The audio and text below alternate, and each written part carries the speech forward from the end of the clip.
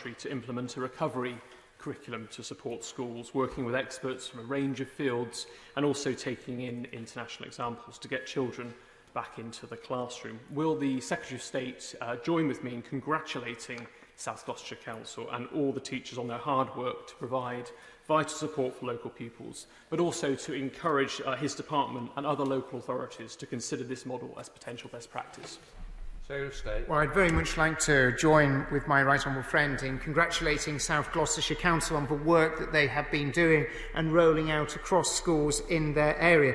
And I would be absolutely delighted to look at that work and maybe meet up with my right honourable friend and colleagues from South Gloucestershire Council to understand some of the work that's been undertaken and what we can use from that to roll out in different parts of the country. Rob Butler. Number 25, please, Mr Speaker. Minister Ford. Thank you. The pandemic has been challenging for all families, but it's been particularly challenging for children with special educational needs and disabilities and their families.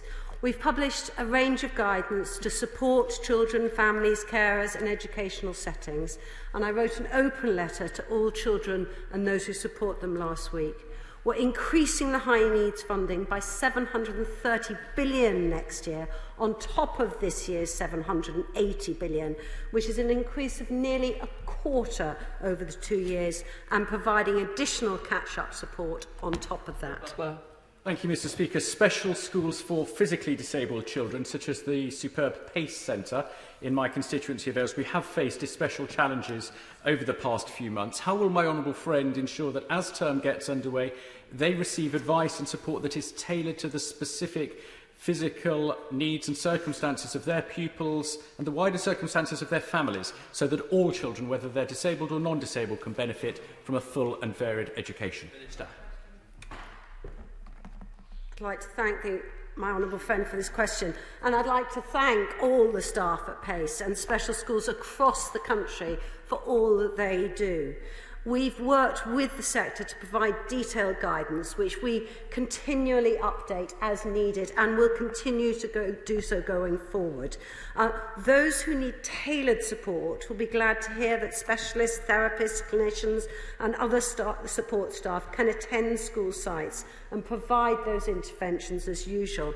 And in terms of our £1 billion of catch-up funding, there will be 3 times more going into special schools than into mainstream schools.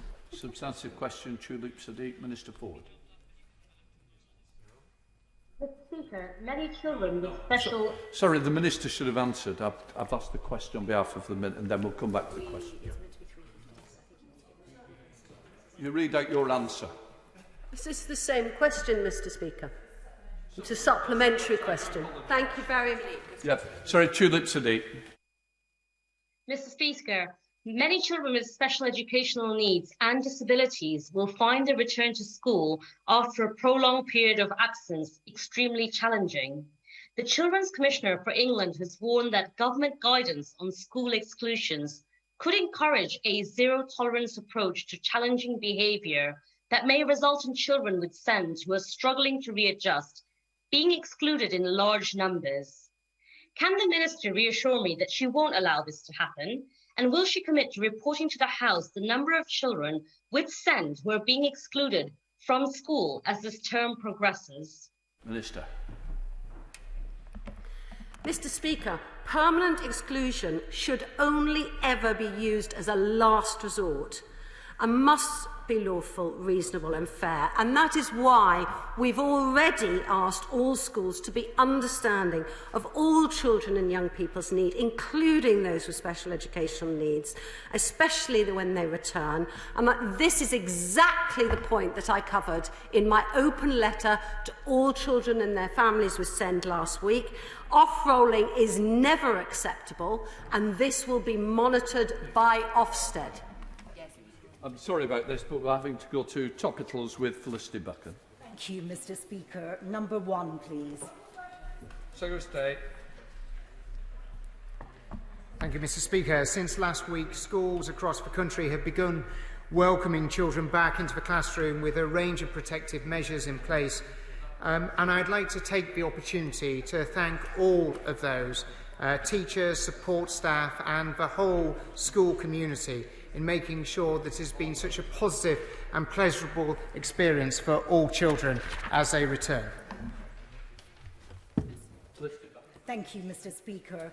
Will my right honourable friend update the House as to what support his department is giving to universities and schools to help them recruit foreign students?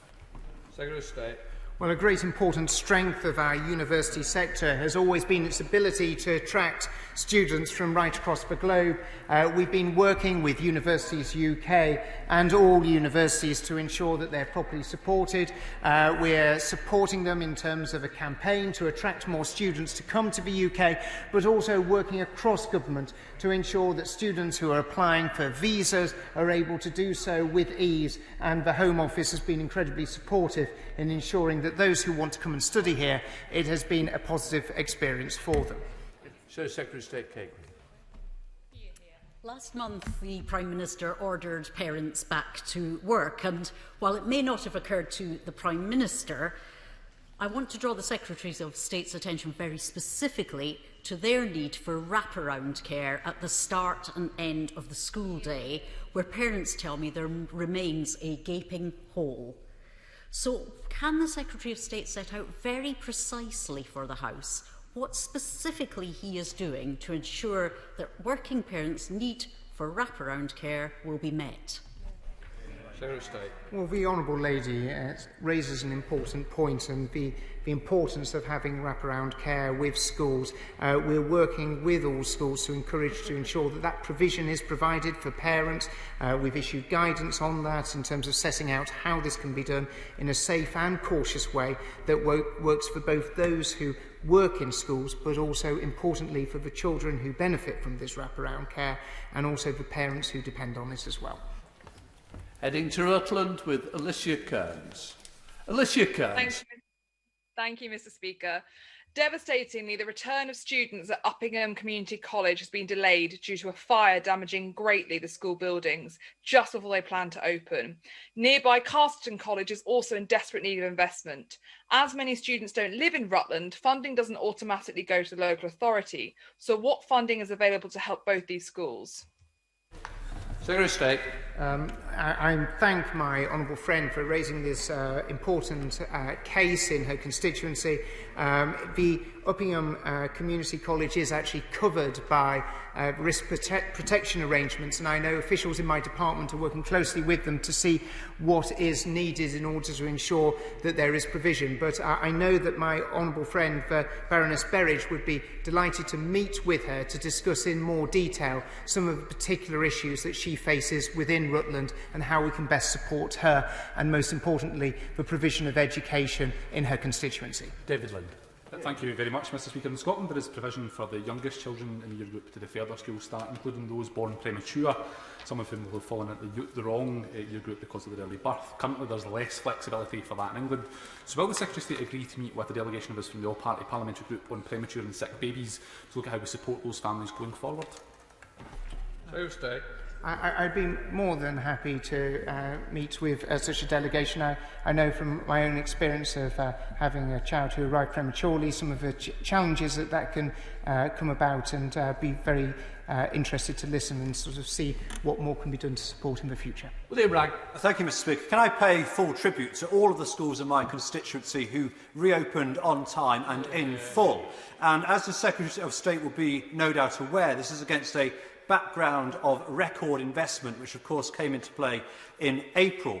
But he will also know, I'm quite sure, Mr. Speaker, that this was mooted as tranche one of a two-tranche funding settlement. So can you give us the reassurance this afternoon that the further investment will be introduced on time in the next financial year?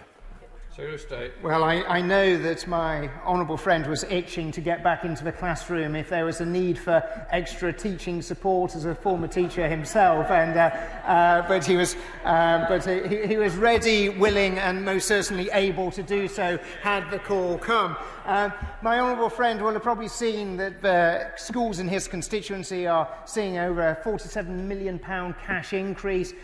This will be followed by the next financial year, which will see a substantial cash increase, and the third financial year where there'll be a substantial cash increase. Schools were one of the few, if only, areas that were able to get a 3-year deal, and I believe this will have a real impact in helping them plan for the future and deliver best education. We'll have speed up. I'm also a former teacher, so if the Secretary of State, while he's raising those issues. But can I just ask him, has he heard any reports from schools about them making face masks part of school uniform, and there being school uniform requirements about the type of face mask that's worn? And whilst it's acceptable to, Mr. Speaker, whilst it's acceptable to have nothing inappropriate, surely it's unacceptable to require it to be part of uniform for a safety measure like this. Well, I thank you, the honourable gentleman, for his offer to sort of step into any sort of supply needs that schools may have. But he raises a very important point, and I'd be happy, if it's possible, for him to meet with Minister for School Standards, actually, if there's sort of particular details or concerns that he's got, so that we could sort of take that up. I'm not aware of the situation that he outlines, but I think it's important to keep an eye across all of this. We've been very clear in our guidance that we've issued to schools, and we need to ensure that that guidance is properly considered by all schools, but people don't develop it in ways that it shouldn't be developed. Let's head to Dame Cheryl in Amersham. Dame Cheryl Gillam. Thank you, Mr. Speaker. During the course of this pandemic, we've seen an increase in people experiencing poor mental health and anxiety. And the new report from SAGE has warned of the serious implications of worsening mental health amongst students if education continues to be disrupted and universities do not fully open. Can the Minister reassure students and their families that universities are safe to open on the basis of blended learning, and confirm that there are clear strategies and additional support in place to support the mental health of students when they return to university? This is most important to our young people embarking on their further education. My right honourable friend raises the important point of young people's mental health and the benefits that they get from going back to school, college and university. This is why we've worked incredibly closely, not just with the school sectors, but also the university sector, to ensure that that return is done in a safe, cautious and sort of planned way. And I'd like to thank all the work in the higher education sector that has been done. But we do recognise that COVID has presented some quite challenging mental health problems on many young people as well as staff, and that's why we announced a £9 million fund to support additional enhanced mental health work to support those who work and those who benefit from being in the education sector, students included. Heading to Lewisham with Vicky Foxcroft. Vicky Foxcroft. Thank you, Mr. Speaker. On the 2nd of July, I asked the Secretary of State if he would write to me to confirm what extra practical support was being provided to disabled pupils, such as laptops and other assistive technology. As of yet, I have not received a response. Can he please update the House now, or at least let me know when I might receive the promised letter? Well, I'll certainly go back to the department and immediately check as to why you haven't received that letter. I can only apologise for it not arriving with you. A bit more. Mr. Speaker, after speaking with many individuals across Keighley and Ilkley who have or are involved with people with dyslexia, dyspraxia or other special educational needs, the message is that while support provision is often good, it is often uneven across schools. So what additional support can my right honourable friend provide to ensure high quality provision across all schools in West Yorkshire and the rest of the country?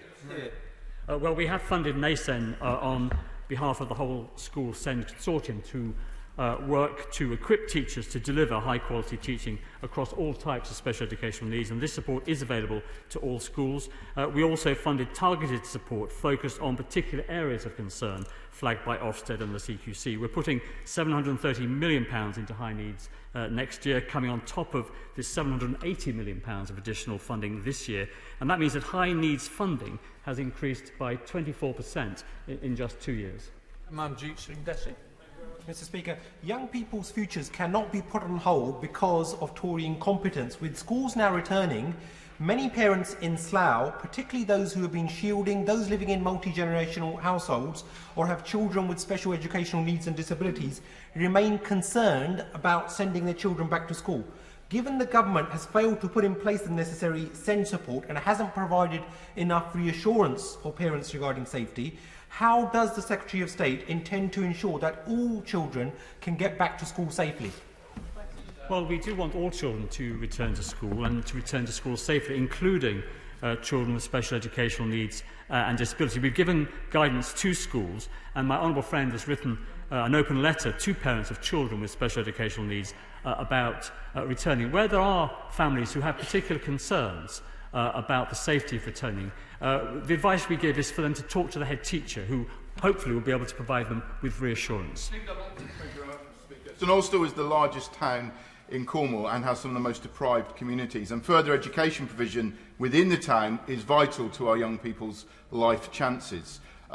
Cornwall College is seeking to secure high quality further education facilities within St Austell by redeveloping their St Austell campus. Will the Secretary of State commit to working with me and the college to bring forward this redevelopment as soon as possible? Well, maybe in anticipation of the question, Cornwall College has already been a beneficiary of £1.4 million worth of extra money heading towards it as a result of our commitment to putting more money in terms of the capital build in further education. But I'll be delighted to meet with my honourable friend and the college to discuss their plans further for St Austell and to hear about how they want to transform educational outcomes for not just those in St Austell but more widely in Cornwall as well. Thank you. The Prime Minister talked of a mutant algorithm. The Secretary of State disclaimed all knowledge of its decisions as if it was some kind of educational horoscope. So will he confirm for us today that he recognises that algorithms are neither biology nor astrology? They are complex data manipulation tools which do what they are told to do, which cannot predict the performance of individuals, and which require a robust regulatory framework before being used in the public or private sector. I very much agree with the fact that there needs to be a sort of a robust regulatory framework around any use of algorithms, and algorithms are used every single year in terms of the management, in terms of the grade boundaries as youngsters are awarded at both GCSE and A-level, but always been the case and will always be the case. I've written to my honourable friend the FE Minister about West Knox College and how ESFA restrictions are limiting the way that they can support progress in my community. Will the Secretary of State commit to working with the college and myself to make sure we can help them to find a way to navigate these barriers and to fulfil their potential, delivering the best possible FE for our community in Mansfield? Well, it's been incredibly impressive to see the turnaround at West Nottinghamshire College and the work that's already been undertaken. And I'd be more than happy to work with my honourable friend to see what opportunities that can be created in the future for this college. It has had some difficult times, but is very much looking to the future with optimism and with a real sense of purpose of delivering the very best for young people in his constituency. Heading up to Manchester to Afzal Khan. Afzal Khan. Thank you, Mr. Speaker. As I hope the Secretary of State already knows, there are about 20,000 private or homeschool students who would normally have taken A-level, AS-level, and GCSE exams this summer. These students were excluded from the U-turn on the assessment algorithm last month and are therefore still being penalized by this government's arbitrary and discriminatory policies. Will the Secretary of State now agree to properly engage with this issue and meet with me to discuss how this situation can be rectified so that no young person is left behind? Well, yes, I'm very happy to meet the honourable member. This was an issue that we discussed at great length with the regulator. We wanted to find a way in which they could be awarded grades, notwithstanding the fact that the summer series had to be cancelled. But because they didn't, for some students, though, who do not have a relationship with a school, it wasn't possible for them to have centre-assessed grades. And that is why, one of the reasons why, we put on an autumn series of exams in all subjects across both GCSEs and A-levels and AS levels to ensure they have the opportunity to take their exams this year. Thank you very much, Mr. Speaker. The return to school is particularly challenging for those young people who are hard of hearing. Will my right honourable friend congratulate Bungay High School, who have just opened a new specialist facility for students with hearing loss, and will he give an update for one of those students, Daniel Gillings, who he has met, both on the development of the BSL GCSE and an assurance that this will not be delayed? Yes, I'm happy to join my honourable friend in congratulating Bungay High School on their new specialist facility, and I pay tribute to my honourable friend for his passion and his support for a GCSE in British Sign Language. I do remember meeting Daniel Gillings and his mother, who made a very compelling case. As this is a brand new subject at GCSE, we have been taking care to consult experts very closely on the detail of the subject content. Because of the COVID pandemic, this has affected the timeline for developing the GCSE, but my honourable friend will be pleased to know that that work has now been resumed. In order to allow the safe exit of honourable members participating in this item of business and the safe arrival of those participating in the next, I am suspending the House for 3 minutes. Order.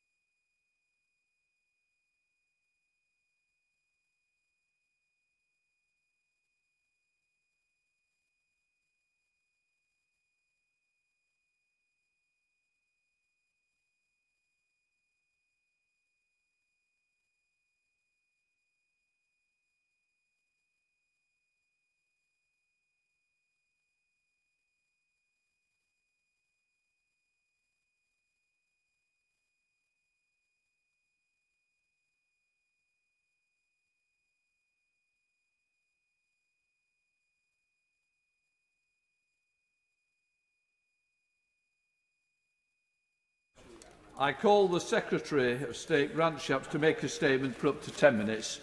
Grant Shapps. With permission, Mr. Speaker, I'd like to make a statement about international travel corridors. In June, 14 days isolation was introduced for travellers arriving in the UK with a small number of workers' exemptions. This action has helped ensure sacrifices of our nationwide lockdown were not wasted, and it's played a part in keeping our infection rate lower than elsewhere. At the same time, we set up the Joint Biosecurity Centre and tasked it with pulling together intelligence in order to assess the risks of inbound travel from hundreds of territories. By July, the Joint Biosecurity Centre's analysis helped to inform our decisions to establish travel corridors, meaning that people could return to the UK from low-risk countries without quarantine. Of course, Mr. Speaker, we all know that this dreadful disease takes instructions from no one. Even with our increased understanding about the way that COVID preys upon and capitalises on close human contact, we can still be taken aback by its speed of transmission. Whether at home through the imposition of local lockdowns or abroad where a country suddenly sees infection rates take off. And I'm the first to admit that the unpredictable nature of the virus can take us all, holidaymakers included, by surprise. As I landed in Spain on my family holiday, I was immediately joining a ministerial call during which I helped to impose 14 days quarantine on Spain, thereby effectively terminating my break, but more importantly, sadly, disrupting the holidays of tens of thousands of Brits in Spain and elsewhere. And I know how distressing this has been. But I also know that those hard-won gains from the earlier days of this crisis must not, cannot, and will not be sacrificed. Ministers will continue to take proportionate action, informed by JBC analysis. Now, Mr. Speaker, during July and August, we didn't have the means to accurately assess risks within countries and within regions. The kind of comprehensive Office for National Statistics data that we now have through their testing was never available overseas, and it was too easy for the virus to migrate between regions without borders or boundaries. However, as JBC resources have strengthened, we've been able to collaborate much more closely with other governments and their health authorities. This has led to a more forensic picture. Now, for the first time, we're able to consider a granular approach to assessing detailed data abroad. And I've looked at whether this means we can implement regionalised systems for international travel corridors. But in many cases, the international data is still simply too patchy. And in all cases, there is next to nothing to prevent people from moving around within a country's border. I know that people will rightly point out that infection rates also vary across the United Kingdom, and indeed they do. But the difference is that the countries we're talking about all, by definition, have higher rates of infection than we do ourselves. So I hope the House understands that the JBC and this government are therefore at present unable to introduce regional travel corridors from within the geographical boundaries of a nation-state. However, when a region has natural boundaries, like an island, for example, the risk diminishes significantly. And that presents us with a real opportunity. Our passenger locator form, combined with NHS Test and Trace, will give us a clear picture, and has started to give us a clear picture, of exactly where infections are coming from. And as a result, I can today announce a new islands policy. For the first time, we have the data and the capacity to add and remove specific islands from quarantine, while still providing maximum protection to the UK public. There are thousands of islands across the globe, far too many for JBC to monitor on a detailed level. But it may assist the House if I outline the 4 guiding principles which we intend to apply. First, this regionalised approach can only apply to land that has clear boundaries or border, in other words, an island. Second, the data collected must be robust, reliable, and internationally comparable. Third, the island must have direct flights from the UK, or at the very minimum, transport must be able to take place through quarantine-exempt territories. And fourth, the FCDO travel advice should align as far as practicable. The JBC methodology that I've just described for islands has been developed in consultation with the Chief Medical Officer and Public Health England. This new capability means that we'll now be able to nuance our decisions, first and foremost, to safeguard the health of British citizens, but also to enable British tourists to enjoy trips to islands, even if the mainland is deemed too risky. However, it is worth noting that the policy will not necessarily open up additional islands immediately. For example, when we removed Spain from the travel corridor list, there were 24 cases per 100,000. Today, there are 127 cases, and it remains too high in the Balearic and Canary Islands as well. On the other hand, Greece remains within our travel corridor programme, but our new analysis shows that some of the islands are well outside of the parameters. Indeed, despite overall Greek infection levels being lower than ours, Scotland has already felt compelled to add the entirety of Greece, including the mainland, to the quarantine. However, using our newly acquired JBC data, we're now in a position to remove Greek islands where holidaymakers are at risk of spreading the new infection back home, and 7 Greek islands will therefore be removed from travel list at 4 a.m. on Wednesday, the 9th of September, whilst maintaining mainland Greece. Mr. Speaker, I want to thank our medical experts who have forged these professional relationships and improved capacity. However, I want to make one thing clear. Travelling during coronavirus is not without risk. So please, if you're travelling, go with your eyes open. And remember, breaching quarantine is not only an offence which can gain you a criminal record, but you are also putting the lives of your loved ones at risk and loved ones of those you've never met before at risk too.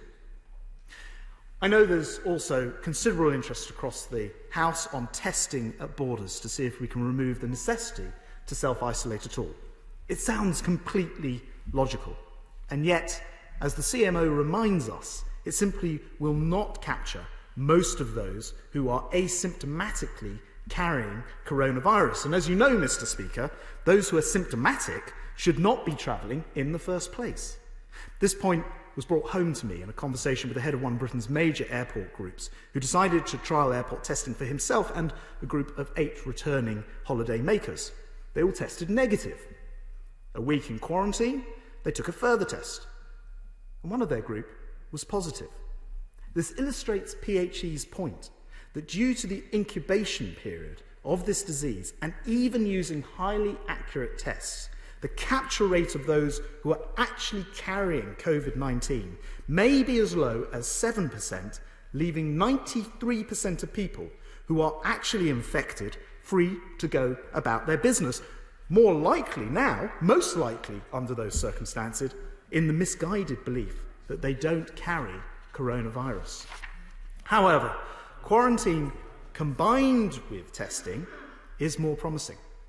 So we are working actively on the practicalities of using testing to release people from quarantine earlier than 14 days. For the reasons described, this could not be a pure test on arrival option. It would not work. But my officials are working with health experts with the aim of cutting the quarantine period without adding to infection risk or infringing our overall NHS test capacity, which also now needs to cater to schools going back and universities returning. Mr. Speaker, the island's policy itself becomes active immediately, and I will of course update the House on quarantine testing in the coming weeks. And I commend this statement to the House.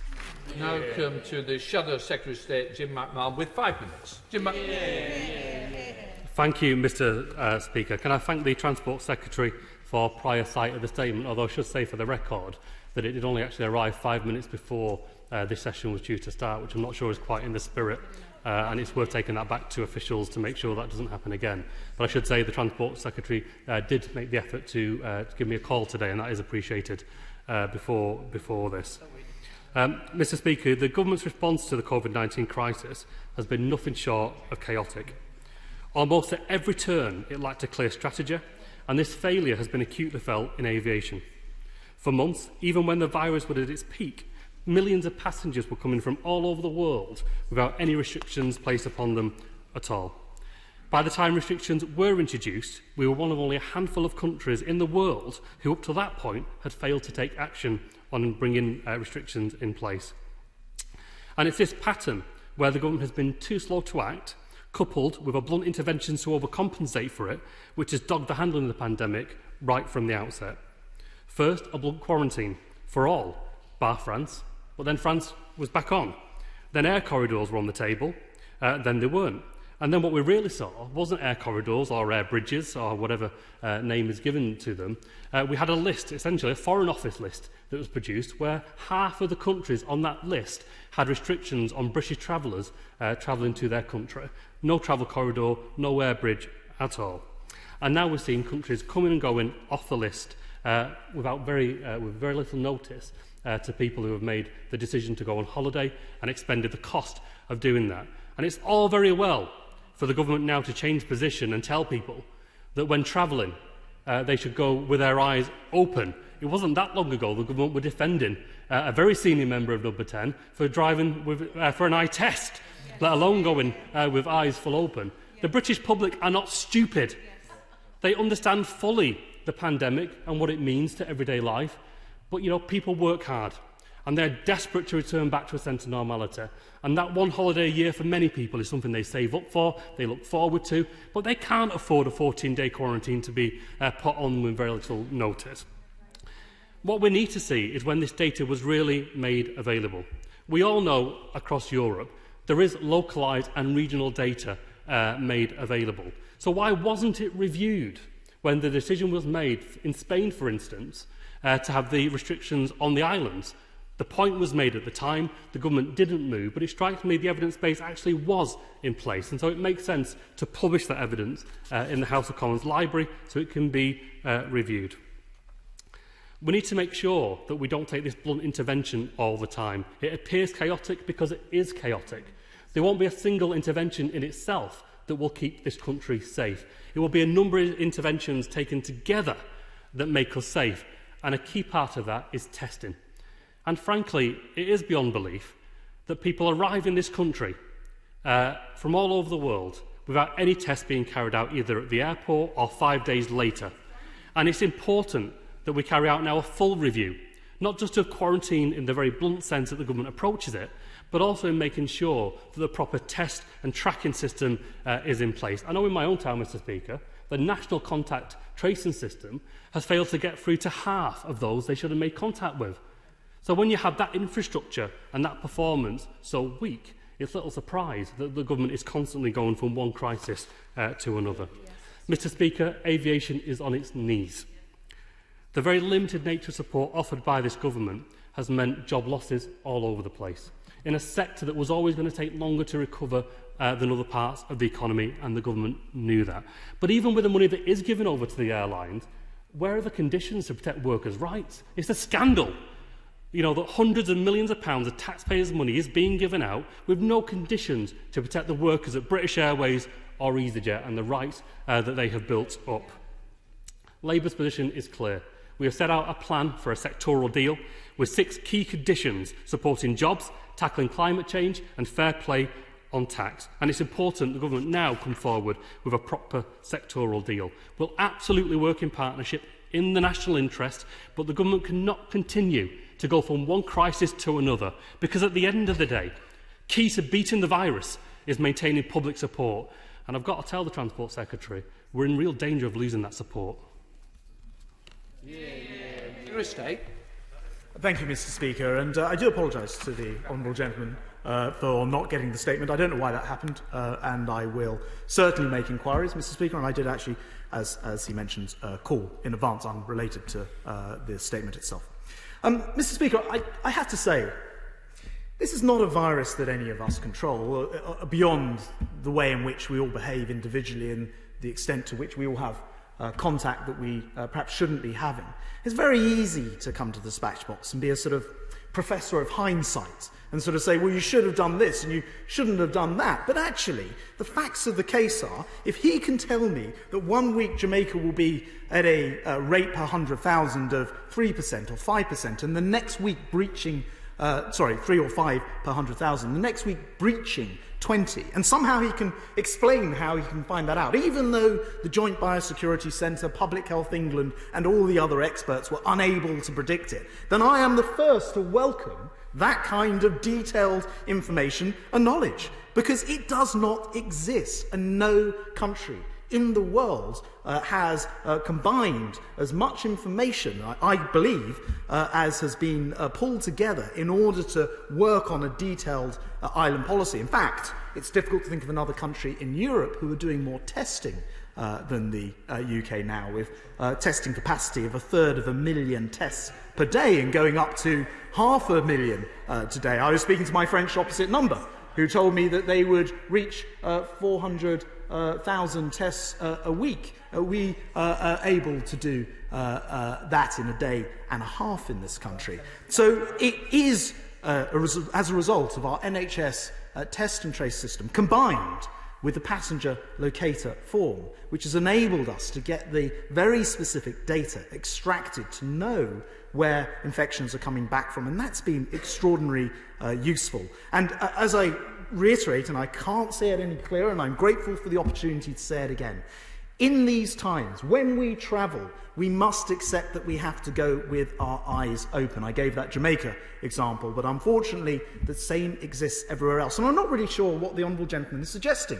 Should we not have travel corridors at all and prevent everybody from travelling? But that can't be the case, because he wants to support the aviation sector, he tells us. So in which case you must have some kind of corridors open, otherwise you're not supporting them. And that's why we have pumped an enormous amount of money via the British taxpayer into supporting the aviation sector. I can think off the top of my head, there are 56,400 members of staff using the furlough scheme, which would add up to well over £1 billion. There is a £1.8 billion fund, which is the Bank of England's CCFF fund, which has supported aviation-specific companies. And of course, there have been all manner of other funds, including the CJRS fund, 283 million from that, which has gone to the aviation sector. And of course, we want the sector to be going again. As I mentioned towards the end of my speech, and I will return to the House on this, testing is a part of that. But I also explained the complexity of testing on day zero. And I didn't hear whether that is what the opposition front bench is calling for, but there are significant issues with testing on day zero in a manner which won't necessarily, as described, find those who are carrying the virus, but actually convince lots of people that they're not, and that is not the answer as well. So we are working on all of those things, and I do encourage the Honourable Gentleman to work with us rather than score points from us when everybody is trying to do the right thing nationwide to beat this virus. Select Committee, you, Merriman. Thank you very much, Mr. Speaker, and can I welcome the decision by the Secretary of State to look at islands separately to certain mainland territories. Can I also ask him to give perhaps a little more detail on where his thought process is with regards to testing? He is absolutely right that this has to be all about proportionality. On the one hand, there are many in this country who have foregone their holiday abroad, and it's right that they are not given more risk to getting the virus themselves from those who have gone abroad. Equally, it may well be that there is the testing capability, not at day one, which we know does not work with any reliability, but perhaps a certain number of days afterwards, which could allow quarantine to be ended and the aviation industry to get much needed support. So can I therefore ask him, on the scale of the 0 to 14 days, is he looking at around about the day 8 period where there will be that proportionality on safety? And he mentioned the coming weeks as to when the House would know more. Could I push him a little more to be specific as to when the House is likely to see a different approach come in? Well, Mr. Speaker, I pay tribute to the Chair of the Select Committee for his boundless work during this crisis in following up on all manner of aviation in particular, but other transport issues. And he's absolutely right that testing, in all its senses, is a large part of the solution to everything related, or at least aid everything related to coronavirus. It's extremely important that we get it right. We know that there's pressure on the testing system. We know that schools are going back and entire classes, entire years require testing. Universities the same. Dido spoke about this last week.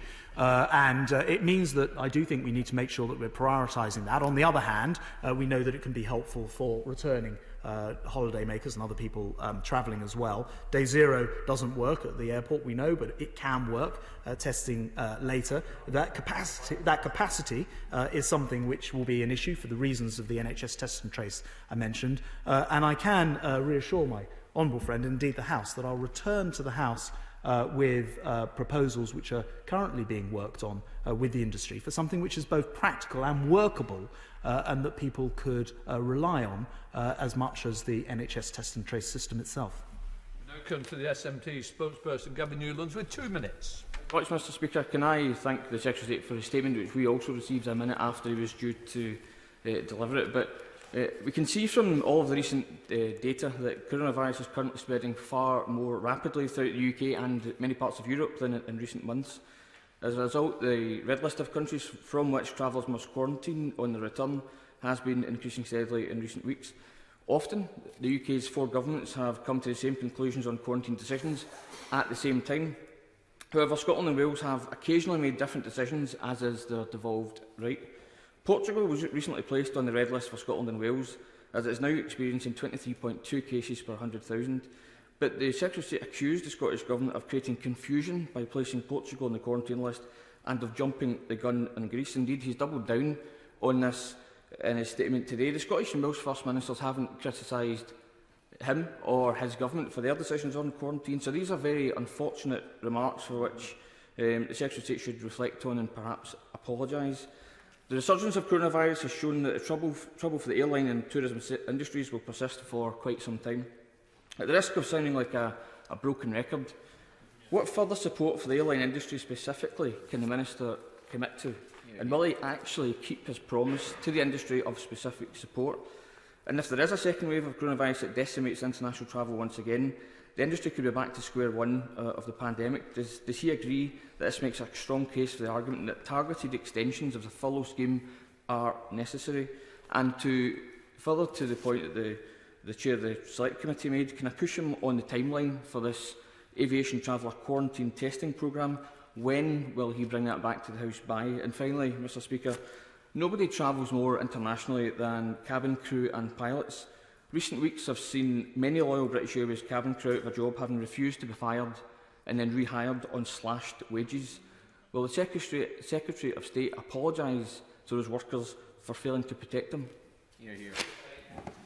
Well, Mr Speaker, actually, once again on this statement issue, I will certainly be investigating it. I'm very intolerant of things being dispatched late from my office, and I'll write to you, Mr Speaker, to let you know, as well as the members concerned, what happened. I know that the Honourable Gentleman shares my passion for aviation, and I did want to just answer his points. I think also, though, it's important to mention to him not to believe everything you simply read in the newspapers. I know this will come as a shock to right honourable members across the House, but it's not always accurately reported. I did not criticise Scotland. I simply used the example to explain that they were unable to have the granular data and had to remove the whole of Greece as a result. And on Portugal, as you may have heard me say, although the incident rate was higher, the percentage of positive tests had reduced, which is why we came to different decisions, and that's within our right to do. I've spoken to my opposite number in Scotland today, and I've explained that we'll be further sharing the data in order to make granular decisions on islands if that's what the Scottish Government wishes to do. I do want to stress our support for not just airlines, but the whole of the aviation sector. And it is interesting, as I suggested, when you add this up, it comes into the billions of pounds, but is frequently mischaracterised as somehow being a lack of support. Well, billions of pounds is not a lack of support. This is taxpayers' money that we're giving to commercial organisations in order to try to keep them going. And on his point about testing, I absolutely will return to the House. I have to say to the Honourable Gentleman and others, we have to have the science behind us to do this. It's the same with the travel corridors, with the island approach. We cannot return here until there is a test, for example, which will work under the circumstances described. And so far, as far as I'm aware, Porton Down hasn't approved any of those private tests that you read about every weekend in the newspaper saying, it's solved, we can just do this. And so I can only work to the speed of the scientists, but I certainly will not delay it. Thank you, Mr. Speaker. International visitors spend around half of the £10 billion generated in the West End alone, in the heart of my constituency of the cities of London and Westminster. Mr. Speaker, would the my right honourable friend give us assurances that he will continue to monitor and to consider taking more countries off the red list as and when it is safe to do so, in order for us to be able to welcome more overseas visitors back to our shores as soon as possible?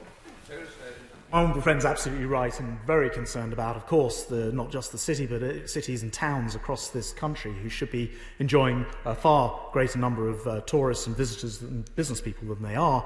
And I will certainly do exactly what she asked. It is a fact that at the moment, numbers, particularly from European destinations, are, I'm afraid, on the rise, and that has led to countries coming off. But most weeks we do add a territory or two as well.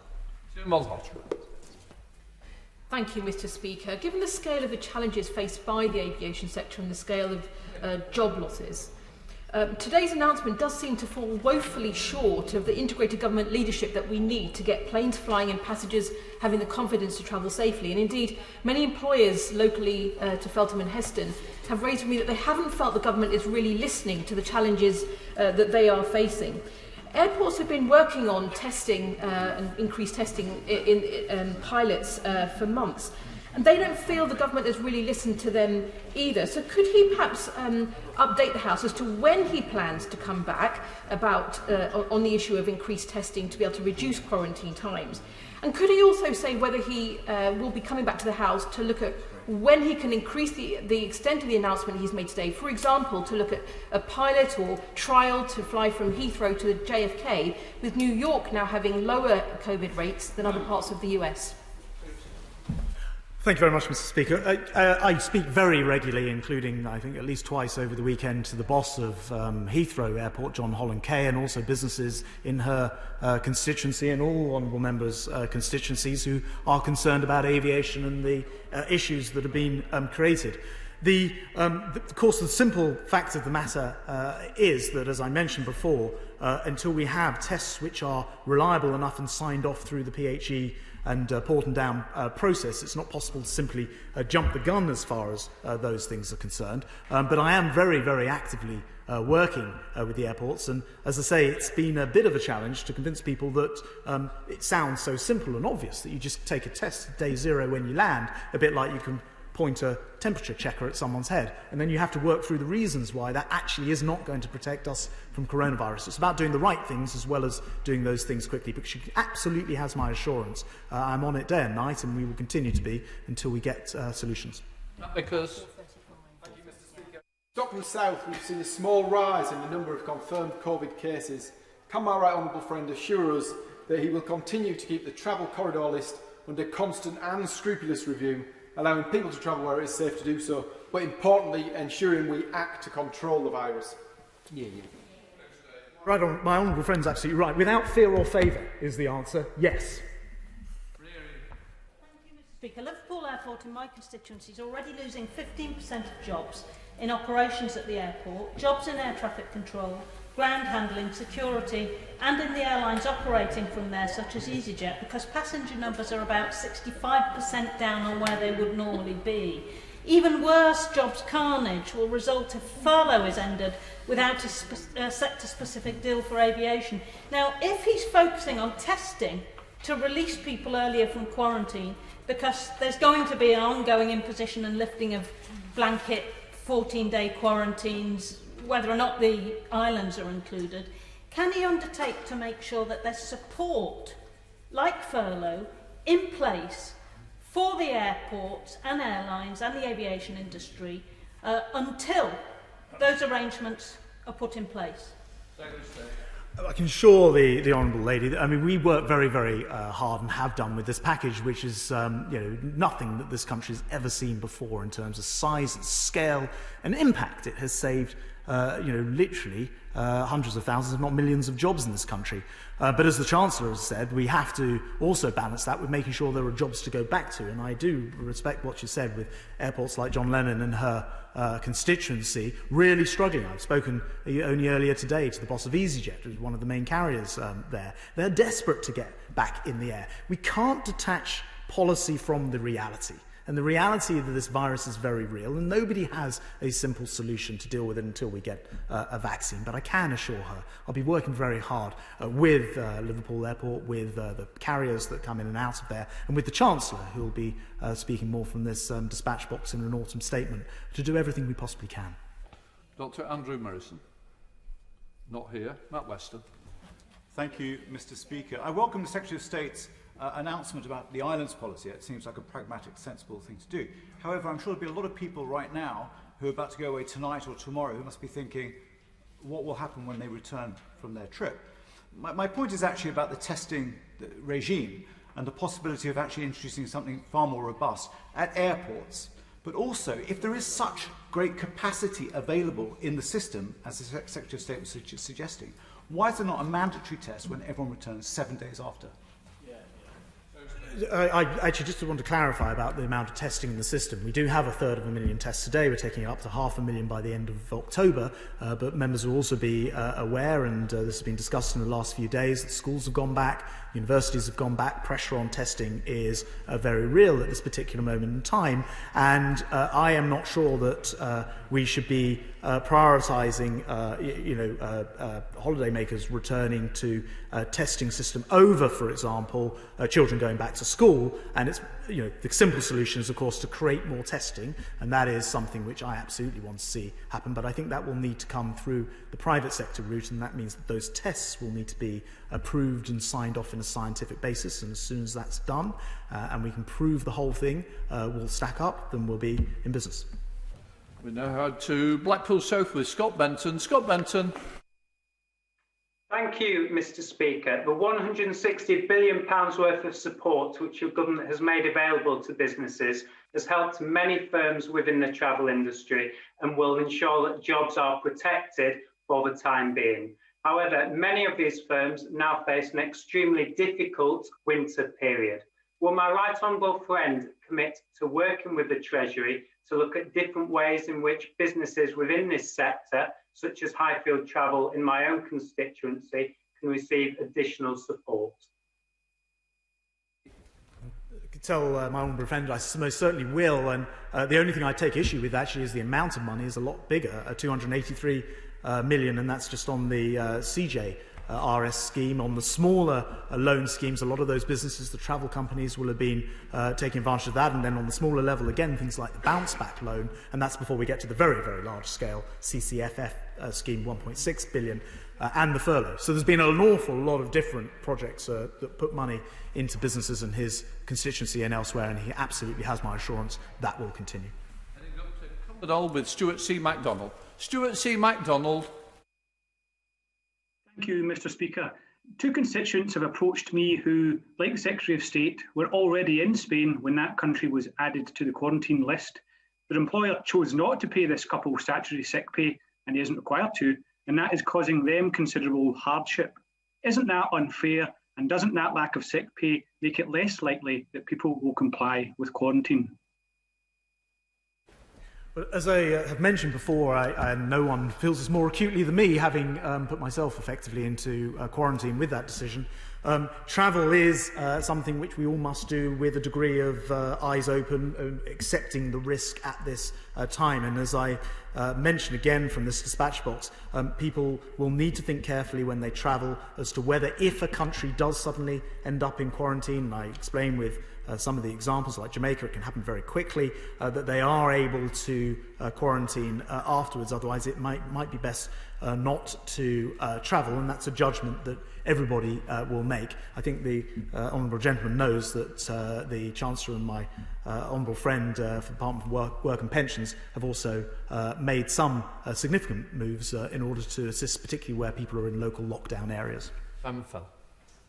Mr. Speaker, I'm sure my right honourable friend's been contacted by dozens of his constituents, as have we all, as to whether one country or another is about to be added to the quarantine list.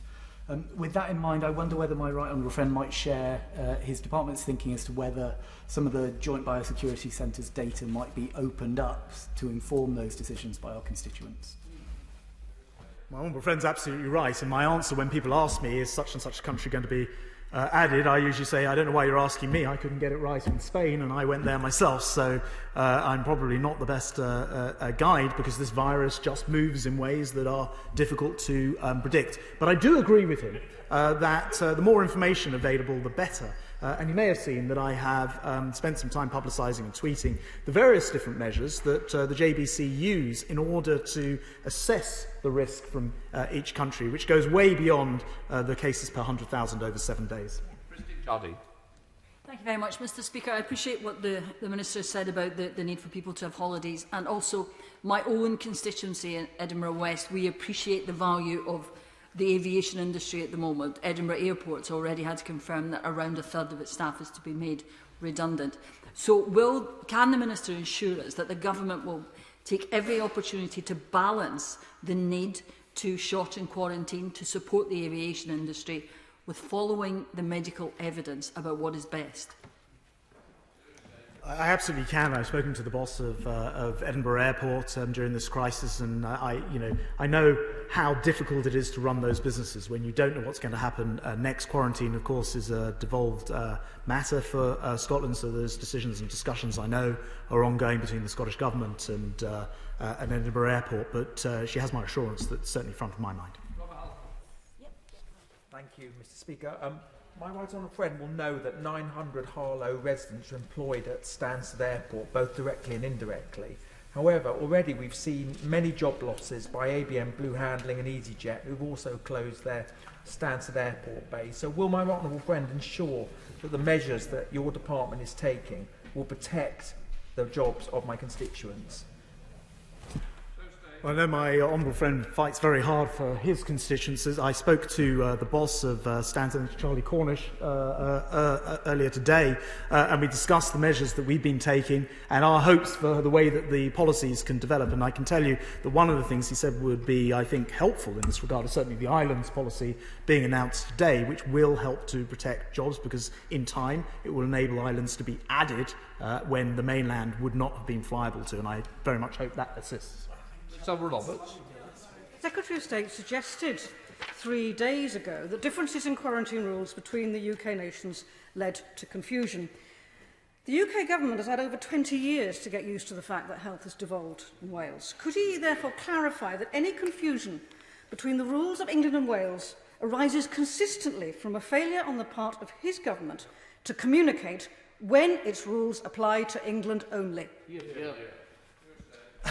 No, Mr. Speaker, that's actually factually incorrect. I speak to my counterparts from the other three parts of our nations every single week on various different occasions. Each of us at different times have had cause to say to the other, I'm sorry that we couldn't have done this without you. And I have to say, that's happened from both the Welsh and the Scottish governments at various times. So it's simply untrue. I do try to share the data. I think it's helpful for travellers if we can move in unison. It isn't always possible. And although she points out there's been 20 years of devolution, it has never meant that the sort of decisions over things like quarantine in any past situation that I can think of. So this has found new territory for devolution.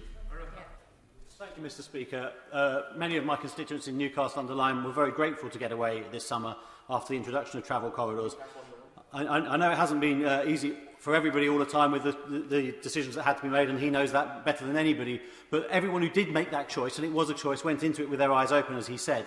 They and I today would welcome what you said about islands and further granularity. I hope we can get more granularity going forwards. But in the meantime, can he assure me that the list of both countries and islands will be kept under constant review so that we can get to more destinations as soon as it's safe to do so? My honourable friend's absolutely right, and others have mentioned it as well. I know that everyone's constituents will be in contact to ask whether certain places will be able to be added. I'm always very happy to ask JBC to look at particular countries, and I do regularly do that on behalf of members from across the House, and they will put some extra time into studying those countries. They, of course, are already looking at the entirety of the world on a week-by-week basis, and he has my assurance that will continue. Alex Norris. Thank you, Mr. Speaker. Like many honourable members, I've had frequent contact from Bermuda's constituents who can't understand why they see on their television day after day pictures of thousands of people streaming in through our airports with neither testing at the airport, which the Secretary of State said wouldn't be effective, or testing a number of days later, which the Secretary of State has conceded would be effective, or indeed without seemingly tracing where those people are going and who they are meeting. Now, for hundreds of thousands of those journeys, it's too late, and if those people were bringing coronavirus into this country, that has now happened. But we are responsible for what happens from today. So, Mr. Speaker, I wonder if the Secretary of State would give clear assurance that for every single person arriving at a UK airport, we know where they're coming from, we know where they're going, we know whether they quarantine, we know whether they had the coronavirus or not, and if so, we know who they met. Because if not, all the talk today is moot. Well, the passenger locator form has been introduced. It was a new innovation. It had to be brought in at great speed during this crisis, but it is now ensuring that we know where passengers are coming from. Where people don't fill it in, that is an offence and people can be fined and are being fined. Where people don't quarantine, I just want to make this very clear for the benefit of everybody in the House, that is a criminal offence. If you don't quarantine for 14 days and you take this virus and you spread it around, you are endangering the people that you love and others that you never even met, and you can get a criminal record for it. And to answer his question directly, we will be stepping up enforcement on it. In particular, I know that phone calls are made to 1 in 5 people. My wife actually separately got a phone call. Text messages will be being sent, and people should be aware that enforcement will be increasingly stepped up. Thank you, Mr. Speaker. May I thank my right honourable friend for today's statement and for being the strong voice for aviation that I know he is. No one wants to see a second spike, least of all one that arises from cases from overseas. But would my right honourable friend assure me that he will continue to explore with an open mind any opportunity, including testing, that will allow the aviation industry to return to the skies and get on with its vital role of unleashing much-needed economic growth? Well, my friend's absolutely right. I mean, I'm a great champion, as he is, of the aviation sector, and it breaks my heart to see it suffering, to see the jobs that are being impacted on, and the second or third greatest, biggest aviation sector in the world, economy in the world, being affected. So he's absolutely right to ask, will I keep my eyes and ears open for absolutely everything that we can do? I have my officials working on this all of the time, and I will return, a number of members have asked when, I will return to this House the moment that the scientists provide the information that we need in order to be able to take further testing forward. Mr. Speaker, and finally the Secretary of State in his last answer actually acknowledged that we have a major aviation sector which is hugely important to Britain and Britain's place in the world. No acknowledgement of that in his statement, nor any acknowledgement of the 10,000 jobs that have already gone and the 100,000 jobs that are at risk. And also, the Secretary of State, quite frankly, seems to be focusing on seeking complete risk avoidance rather than intelligent risk management. He needs to recognise unemployment kills, poverty kills as well. And we need to be getting Britain back to work as we go into the autumn when we're facing a national jobs crisis and particularly a crisis in the aviation industry. When's he going to get a move on? Mr. Speaker, I may have taken there's a rather presumptuous position of thinking that the House knew how much I love aviation, and I'll put it on record again as a qualified pilot for 25 years. I absolutely think that it is a terrific industry. But he's right about the balance between getting people back to work, and he knows how hard we're working to persuade people to go back, but to do it in a safe way. And I do slightly take issue with him at the idea he talks about the risk and benefit ratio. It is very important that we don't see another spike, and we are seeing numbers creeping up. And I think it would be unforgivable if we re-imported, having got on top of this virus, the disease back in again. Leslie Buchan. Thank you, Mr. Speaker. Iceland has a system whereby arrivals are tested at the airport and then 5 or 6 days later. Could that be viable in the UK? I think the Iceland example is very interesting. I've seen in some other countries where they've been doing day zero testing and will privately, in conversation with me, concede that it doesn't actually provide the answers that they require. A test later, whether that's 5 days, 7 days, 8 days, to be calculated by the scientists, I think is a much more possible and probable solution. I gave that example earlier of what happened when one of the airport bosses had his group tested a week later, and he found somebody who already had the virus and wasn't picked up at the beginning. So I think she's absolutely on something. Let's head up to York to Rachel Maskell. Rachel Maskell. Thank you, Mr. Speaker. The University of York is going to extraordinary lengths to support international students arriving in the UK, from picking them up at airports to isolating them for 2 weeks at the university before teaching begins. However, this process could be significantly improved if a clear testing and tracing regime and testing infrastructure were put in place. The Secretary of State has said that there are capacity issues, but why hasn't he properly planned for this? Having known the arrival programme of international students, it appears that he is shifting the responsibility to universities to manage this situation rather than sorting it out himself. Well, Mr. Speaker, no, I don't accept that, because actually students come from lots of different places, some of whom will be in travel corridors and don't need to self-isolate. Others will require self-isolation, but in the context of being here for perhaps a year, 2, 3 years, this, I hope, will be a manageable situation for them. And again, you know, let's not pretend this is all just straightforward, that somehow we can magic tests which are signed off and work. And I remind the House again, there are no tests, these private tests that have been referred to many times, that are currently signed off as being usable, and we have to be led by the medicine first. Thank you, Mr. Speaker. Many of my Colne Valley constituents work in the aviation and travel industries, with both Manchester Airport and Leeds Bradford Airport within an hour's travelling time.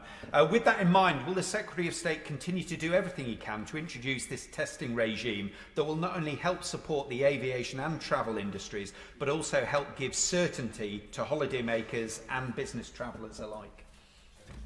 Quite simply, yes, I will.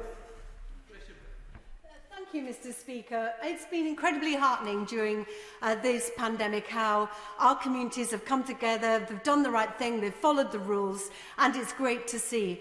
But during this quite chaotic conversation around tourism and tourists coming back from Leeds Bradford and Manchester Airport, I have constituents now contacting me on email and by telephone, concerned that their neighbours aren't doing the right thing. So is the Minister aware of this? What is the Minister going to put in place to protect those people, particularly in constituencies like Batley and Spen, where in Batley we have enhanced restrictions?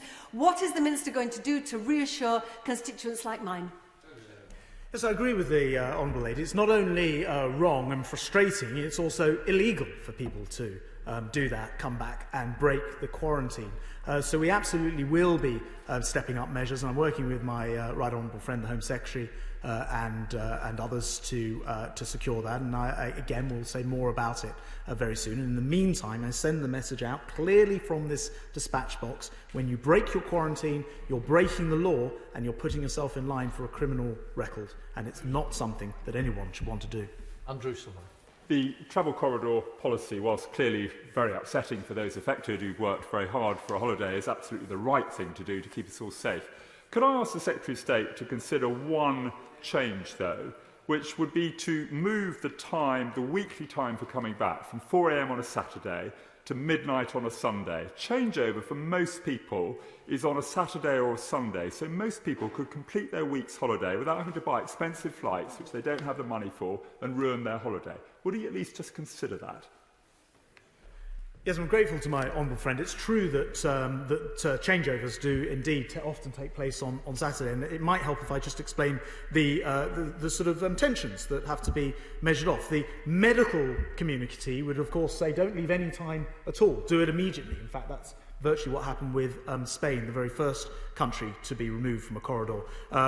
Then, of course, the other view is allow it to continue, and it is a question of finding the best balance between the two that will satisfy both the Chief Medical Officer and his concerns, as well as try to get people home. So I can promise to undertake to continue to look at this, but I hope he understands and the House will appreciate the natural and proper tensions that are in place here. Councillor Smith. Thank you, Mr Speaker. My constituents want to make informed decisions about their travel arrangements. So will the Minister consider publishing the evidence and criteria by which countries are deemed to be on or off the quarantine list? Yes, and in fact I think I can help the Honourable Lady, because actually I've already several times published the basis for the decision-making process, and the easiest way to find it is actually on my Twitter feed at Grant Shapps, and it explains the measures that are put into place. All the data is then available. The data is then available for somebody to look at, but we have been quite clear about where you need to go to see exactly which measures are taken into account. 26 withdrawn. Kim Johnson. Thank you, Mr Speaker. When is the Government going to give the financial support package to the aviation sector, as the Chancellor promised in March, so that we can ensure the protection of worker rights, particularly those workers at BA and EasyJet? As I mentioned in some previous answers, the billions of pounds have gone into support for the sector, and even once all of those schemes have been exhausted, there's also a programme that's run specifically by the Treasury, which enables bespoke support to the industry. And I can't go into details because those are confidential arrangements, but those do exist and is already in existence. David Green. Mr Speaker, can I ask my right honourable friend for a second to address international rail travel? He will know that Eurostar services from Ashford and Ebbsfleet have been suspended until 2022. Can he assure me that it remains the Government's intention that those services should be resumed as soon as possible, and that the Government recognises the importance of the Kent international rail services? Absolutely, I can assure my right honourable friend we're very, concerned to see those stations closing and the lack of activity. And of course, as with our discussions about airlines, this is entirely driven by the progress, unfortunately, of the virus. So we will continue to take it keep it under review and work very closely with HS1 and that line to get them reopened as soon as possible. Heading to Linlithgow with Martin Day. Martin Day. Thank you, Mr Speaker. The Prime Minister has ruled out testing at airports, claiming they give a false sense of security. Does the Minister agree with the Prime Minister about airport testing, or is this likely to be revisited when he updates the House on quarantine testing?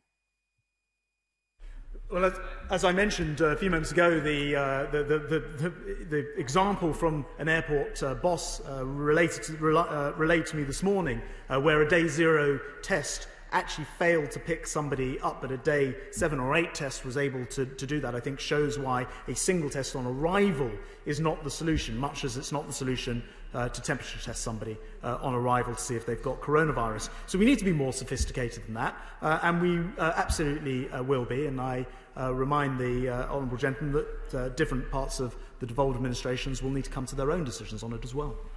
Heading up to our own, with Bob Blackman to land this question. Yeah, thank you, Mr Speaker. And I agree completely with my right honourable friend on the need for testing to improve and to increase.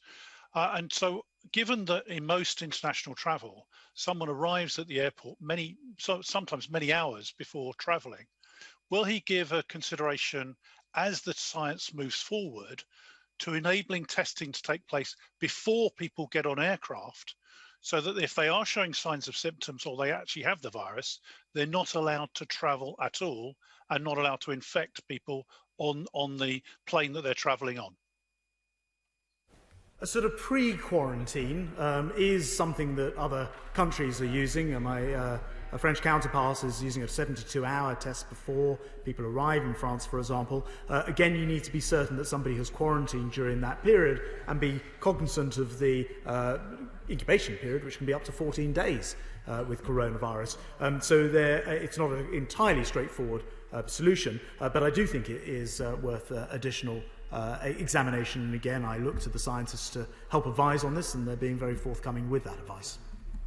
Heading to Brentford with Ruth Capray. Ruth Capray.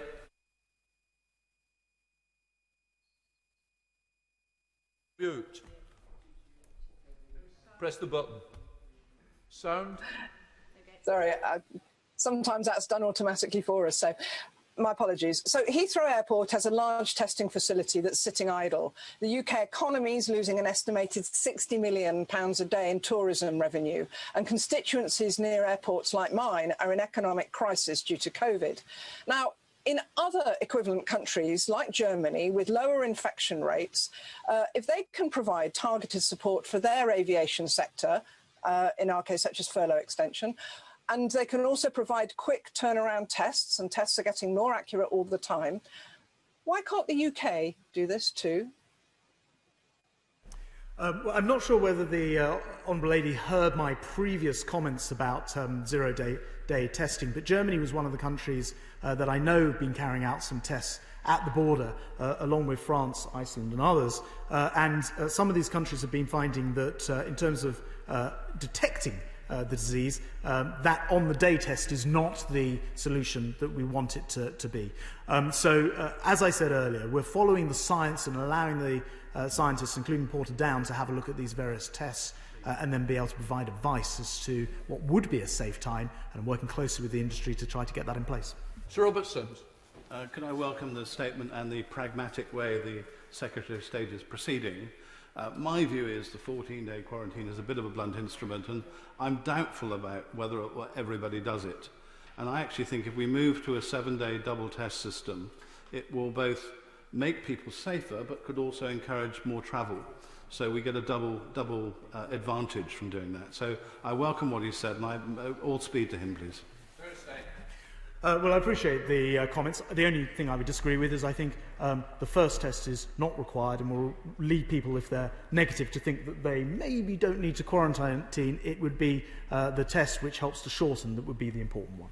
Heading to Motherwell with Marion Fellows. Marion Fellows. Thank you, Mr. Speaker.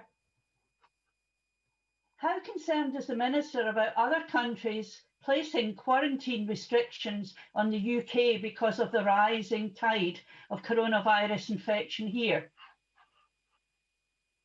Well, I think the rises here and elsewhere are concerns for everybody, and we've seen, for example, with France, where their case numbers went up, and so far there hasn't been quarantine in return. But of course it remains a live issue, and it is something in this country that we can all do something about by following the rules and reminding others as well that this virus has not gone away, and to make sure that we're not spreading it. Thank you, Mr. Speaker. Just in recent days, Bolton has seen the highest infection rate in the country, today standing at 115.8 per 100,000, with local media associating the dramatic spike in cases to a British holidaymaker who went on a pub crawl after returning from Spain. Will he join me in calling on everyone to do the right thing by staying home for the full quarantine period, if mandated, after returning from abroad? Yes, absolutely. And how irresponsible is it to bring disease back and then spread it around communities and put people's lives at risk, as well as being at risk of getting a criminal record? And I'll absolutely join him in that call. Jim Shannon. Mr. Speaker, can the City of State for Transport outline what discussions and information SHARE has made available with the Northern Ireland Executive to align as closely as possible international travel advice while still accepting the respected devolved authority? Ever mindful that people from Northern Ireland travel from Belfast directly, use Glasgow, Manchester, Heathrow, Gatwick and even Dublin Airport, International Airport, as connections to further afield? So does the City of State not believe that there's a case for mandatory alignment to keep all regions safe? Well, as discussed earlier, there has been a devolution settlement which for 20 years hasn't been subject to these type of questions, which are usually to do with reserved powers. They are what they are, and I can tell him that I'm in very close contact with my opposite numbers in Northern Ireland, including as recently as today, and we continue to try to coordinate across our union as much as possible. Thank you, Mr. Speaker. As international travel slowly but surely gets back on its feet over the coming weeks and months, will the Secretary of State look at what further support he can give to help the many, many jobs dependent on the travel industry, such as through airport slots for airlines? My honourable friend raises the interesting question of the 80-20 rule, I think he's referring to there, which at the moment is a European competence, but of course from January the 1st will be entirely a matter for the United Kingdom, and I can tell him I'd be considering it very carefully indeed to help the entire sector. Everybody briefly now, Dr Rupert. Mr. Speaker, this in-out hokey-cokey of on-off air bridges quarantine comes after without interruption. Passengers have landed at Heathrow, straight onto the Piccadilly line, through Ealing and Acton, which is now a petri dish. We've got an above-average rate. So can he please stop playing politics and give TfL the bailout that they deserve at a time of national crisis to save the whole of London and my constituents from that second spike? I certainly congratulate the honourable lady for shoehorning TfL into all of this. I know that we'll be having further conversations, but I think if memory serves me right, I've already bailed them out to the tune of £1.6 billion. Dr James Davis. Travel corridors are a necessary, albeit blunt, instrument to control COVID levels in this country, and I welcome his further announcements today. But will he agree with me that differing rules across different parts of the UK are confusing and awkward, both for passengers as well as for tourist industries? Well, I do accept that it adds to some confusion for people, and nonetheless, we respect the settlement that is in place. I think it is, though, important that we work as four nations as closely as possible together, and I will continue to look for opportunities and ways to do that, including through a lot of information sharing to enable us, I hope, to come to decisions that confuse people a bit less. Rise the member for the Vale of Clwyd and welcome the fact that the Transport Secretary is following what was done in Wales in relation to having an islands policy. And I think it's good that devolution is helping each different administration to learn. Can we, though, have a look, as the Honourable, his friend said, for South West Bedfordshire, at this issue of announcing at 4 a.m. on a Thursday, rather than at a time when people can have their travel arrangements in place? Yeah, so the usual pattern is afternoon on Thursday, and then with it coming in at 4 a.m. as he says, and I do understand the point about the changeover date, as I mentioned before, which has to be measured against, if you know that there's a problem, is it right to wait and allow that problem to develop? And it is a judgment call, and I'm not going to pretend anything otherwise, and as I said to my honourable friend, I will certainly be reflecting on it further. Final question, Gareth Johnson. Mr. Speaker, thousands of international travellers used to come into this country via HS1 before this virus hit. Now HS1, of course, is in a perilous position with both Ebbsfleet and Ashford stations closed until at least 2020. Given the department's commitment to high-speed rail, would the Secretary of State or one of his team care to meet with both HS1, Eurostar and myself to try and resolve this serious situation? I mean, those stations are closed to 2021, and I'd be very happy with the Rail Minister to have that meeting. It's extremely concerning. And again, it's just another sign of how all-encompassing this fight against this virus, which is just not over yet, is. I will make sure that meeting is set up. In order to allow the safe exit of honourable members participating in this item of business and the safe arrival of those participating in the next item, suspend the House for 3 minutes. Order.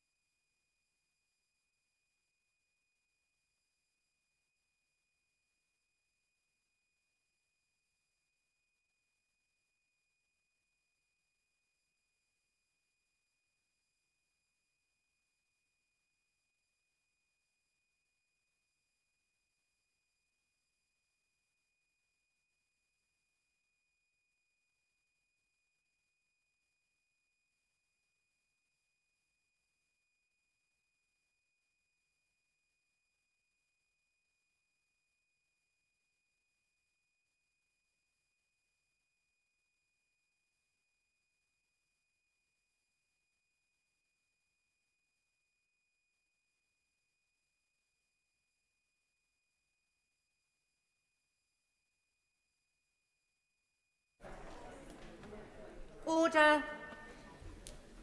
Order. Before I call Minister Kit Malthouse to make a statement, I should remind Honourable and Right Honourable members that a person has been arrested in connection with the Birmingham attacks, and that members should take care not to say anything that might prejudice a trial.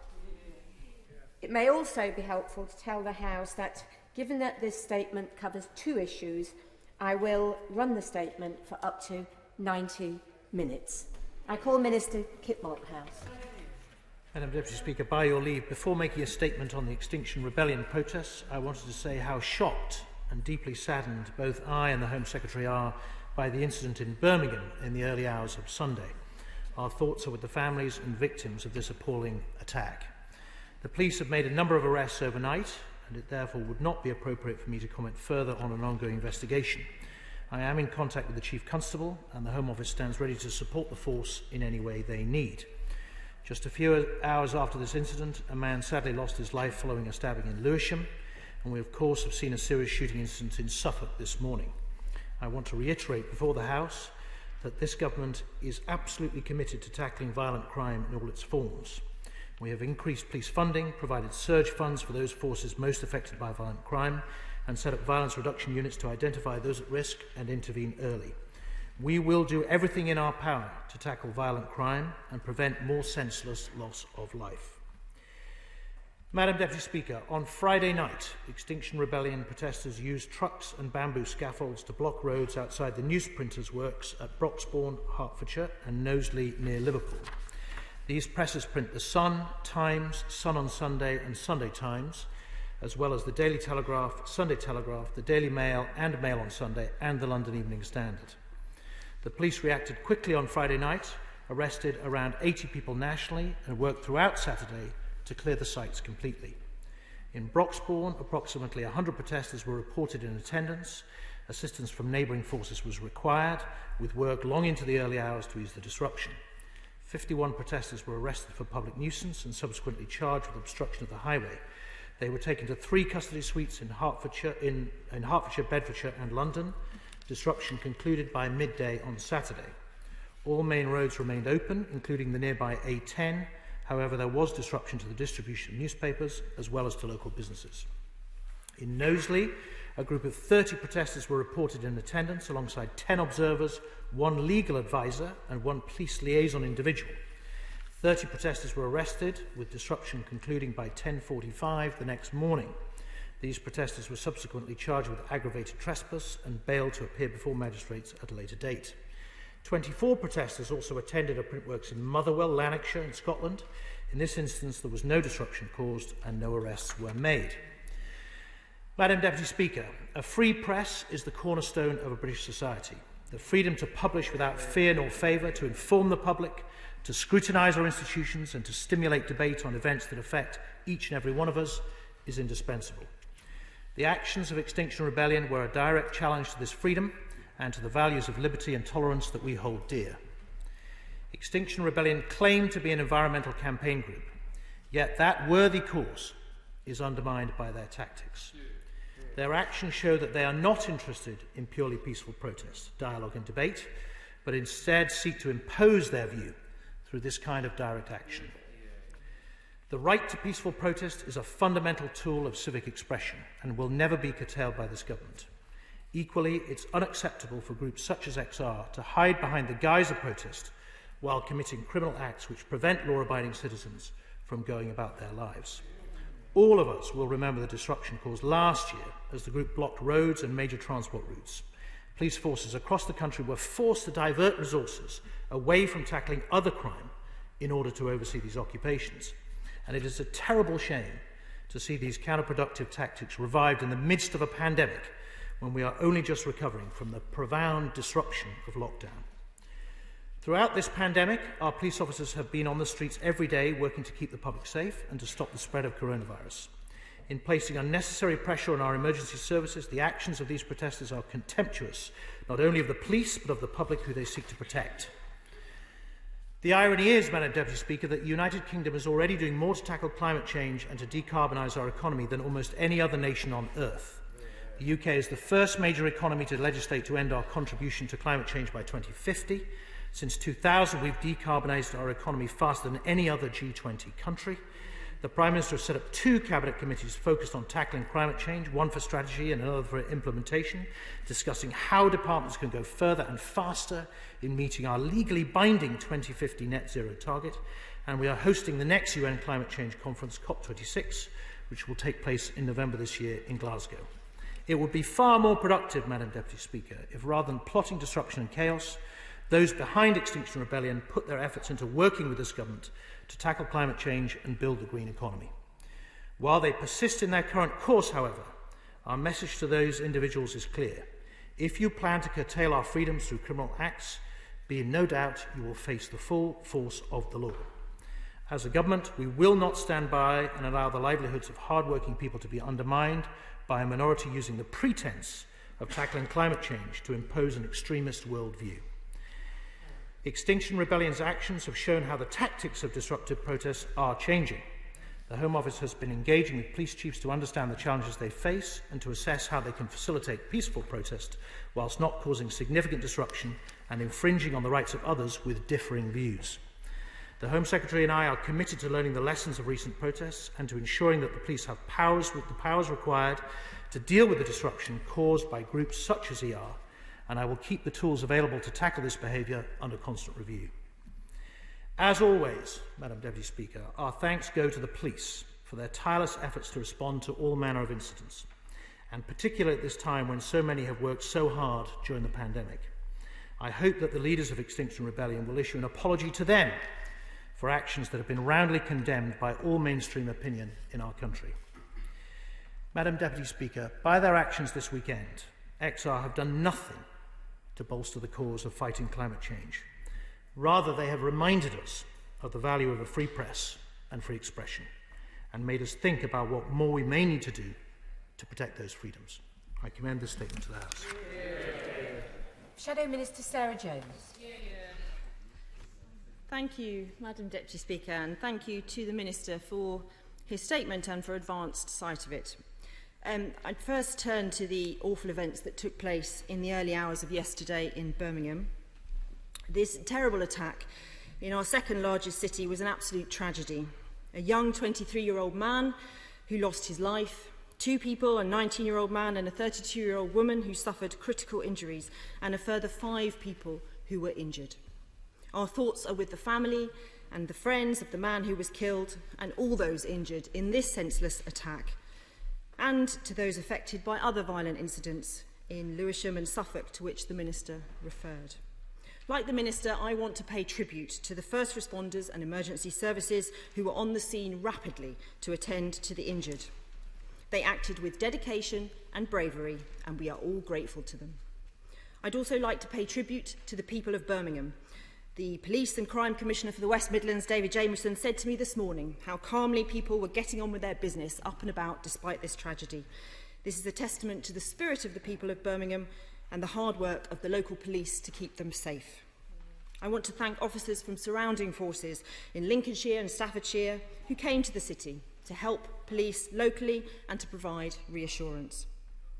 Madam Deputy Speaker, as the Minister said, this is the subject of an ongoing investigation, so we must not jump to any conclusions or prejudice any potential investigation or conviction.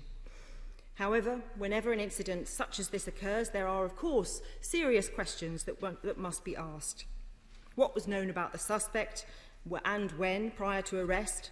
What systems were in place to respond to incidents such as this? And what systems would prevent an incident like this occurring again?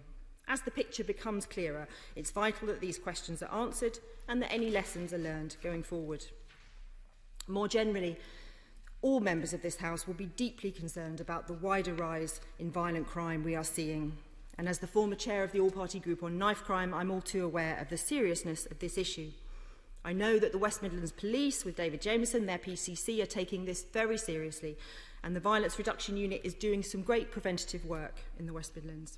Does the Minister accept that over the past decade we've seen knife crime rise in every police force in England and Wales, and the easing of lockdown restrictions poses particular challenges? And does he further accept that rising violent crime must be urgently addressed? Madam Deputy Speaker, turning to the matter of Extinction Rebellion, I trust that the Minister will agree with me, rather than some members of his own party, in recognising that tackling climate change is the challenge of our generation. However, we also know that the free press is the cornerstone of democracy, and we must do all we can to protect it. As a result, actions that stop people being able to read what they choose are wrong. They will do nothing to tackle climate change. Those who break the law should be held to account. And as the Leader of the Opposition said over the weekend, the actions of those that deliberately set out to break the law and stifle the freedom of the press are completely unacceptable. Stopping people being able to buy the newspapers they choose and hitting small businesses in the process is hugely counterproductive. It does nothing to tackle the vital cause of tackling climate change. In fact, it sets it back. In terms of the policing response to the incidents, can the Minister confirm, did the authorities have any intelligence that these incidents might occur? Today in the media, new laws have been mentioned by the Home Secretary. Can the Minister confirm what aspects of our current public order laws he believes are inadequate? Can he also confirm which aspects of the Coronavirus Act in regards to gatherings he believes leave gaps? And does he agree that we should not forget the many people concerned about climate change who wish to peacefully and lawfully protest, and that that right should be protected? Madam Deputy Speaker, climate change is one of the biggest challenges that this generation faces, and I'm sure many colleagues across the House have the same experience as me. Whenever I go into a school, it's the children who want to talk about climate change, and it's the children who cannot understand why we have not done more to tackle this existential crisis. The government must do all it can to drive climate change up the agenda, and on this we will hold them to account. Thank you. Well, Madam Deputy Speaker, I'm grateful to the Honourable Lady for her remarks and for her thanks to the police, which are very welcome, and also for clearing up a little of the confusion about the opposition line on the XR protests. Her unequivocal support for the rule of law is very welcome. On her questions, obviously there will be lessons to learn from the Birmingham attack. Like all these unusual events, and it is an unusual event, thankfully, there will be lots of analysis done post-event and post the case that may well be brought if there are charges to be brought. And we will then be using our general networks and work in the Home Office to try and promote them into similar police forces. What is gratifying, as she pointed out, both with regard to that incident and with the protests in mind, is that police forces now have honed their ability to cooperate and provide mutual aid to each other very quickly and very swiftly. Much of that has come out of the COVID preparedness work to make sure that we're able to deploy large numbers of police officers across the country if we and when we need to, and certainly the response of neighbouring forces around Birmingham and around London, around Hertfordshire over the weekend was gratifying and very welcome. In terms of her specific questions, on the intelligence picture, it's not entirely clear. Obviously, the fact that the disruption was successful would indicate that there wasn't a police presence there to prevent the intervention, and no doubt there will be questions asked about how intelligence around these protests can be improved. And as part of that work, we will be looking at the tactics deployed by these protesters, not least the gluing on and locking on, which is a new phenomenon of the last couple of years that's required the police to develop specialist teams, if you like, and techniques, paradoxically using quite unpleasant chemicals to get people unglued off, to make sure that the police have got exactly the tools they need, both from a legal point of view, but from a practical point of view, to deal with these kind of problems swiftly. And then finally, just to reassure her that we absolutely believe that peaceful protest is a key part, a key freedom of our way of life in this country, and we will do everything we can to protect it. But that also means protecting those who have different views to a protest group, to make sure that they are able to express their views, whether that's through the pages of the Daily Telegraph or indeed on the streets, and making sure that we have a sense of order around protest and debate in this country will be critical to our freedom in the future. Bob Stewart. Thank you, Madam Deputy Speaker. Would it be possible that we could release some of the pressure on the police and the courts by when people are arrested for breaking the law, such as blocking the highway in some of these riots, that they were removed from that place, given a fixed penalty notice, and told that if there's a background check done on them in the future, it might appear, although it might not be a criminal matter. That seems to me something that might help, but I'm no expert, the Minister is. What does the Minister say about that? Well, Madam Deputy Speaker, it's a very useful suggestion from the gallant gentleman. He will know that during coronavirus we've obviously been using fixed penalty notices, not in huge numbers given the scale of the British population, but nevertheless to some effect. And one of the post-match analyses I think we'll have to do is what impact they've had on behaviour and compliance, and see whether there is more pre-court or police-style disposals that we could use to great effect. However, the one thing we should stress is that at the moment, our view is that where a crime is committed, it should be investigated and put before the courts if at all possible, and that will certainly, I hope, be the case in these circumstances. We now go to the SNP spokesperson, Kenny McCaskill. Thank you, Madam Deputy Speaker. Can I thank the Minister for his prior cited statement? And I join him in deprecating the violence in the streets of Birmingham. And as with him, sympathy goes to the families and to the victims, and we're grateful for the action by the police and agencies in both addressing the situation and reassuring communities. And obviously, a due process will now apply. And indeed, we also shared concerns regarding violence perpetrated elsewhere, which I think shows why violence requires to be treated not just as a criminal justice issue, but as a public health matter. But where I do disagree with the Minister and differ from, and in particular very much regret his action, is in conflating this dreadful incident with the actions of Extinction Rebellion. The latter group perpetrated no violence, random or otherwise, nor are they either a criminal gang, a terrorist group, or a deranged individual. Any attempt to portray them as that is both wrong and indeed a dangerous precedent in a democracy. The actions carried out by Extinction Rebellion, both in Scotland and in England, were a peaceful protest, and that should not be forgotten, and that remains legitimate. They are a group of young people, although not always entirely young, and who care about the environment. That is a legitimate position to take. So this was not an attempt to close down free speech, and to suggest otherwise is disingenuous. All that they were seeking to do was to disrupt the outgoing of print for a period of time. There was no cessation of indeed the print being published. Indeed, it appeared online, and indeed at most it was delayed in delivery to some shops. To equate that almost with actions whether in Belarus or Hong Kong is fundamentally wrong. And indeed, to be overreacting is something that we have to be very wary about. The protest replicated actions that have been taken down through the centuries, from the Chartists through the suffragettes to trade unionists and civil rights protesters, including the poll tax.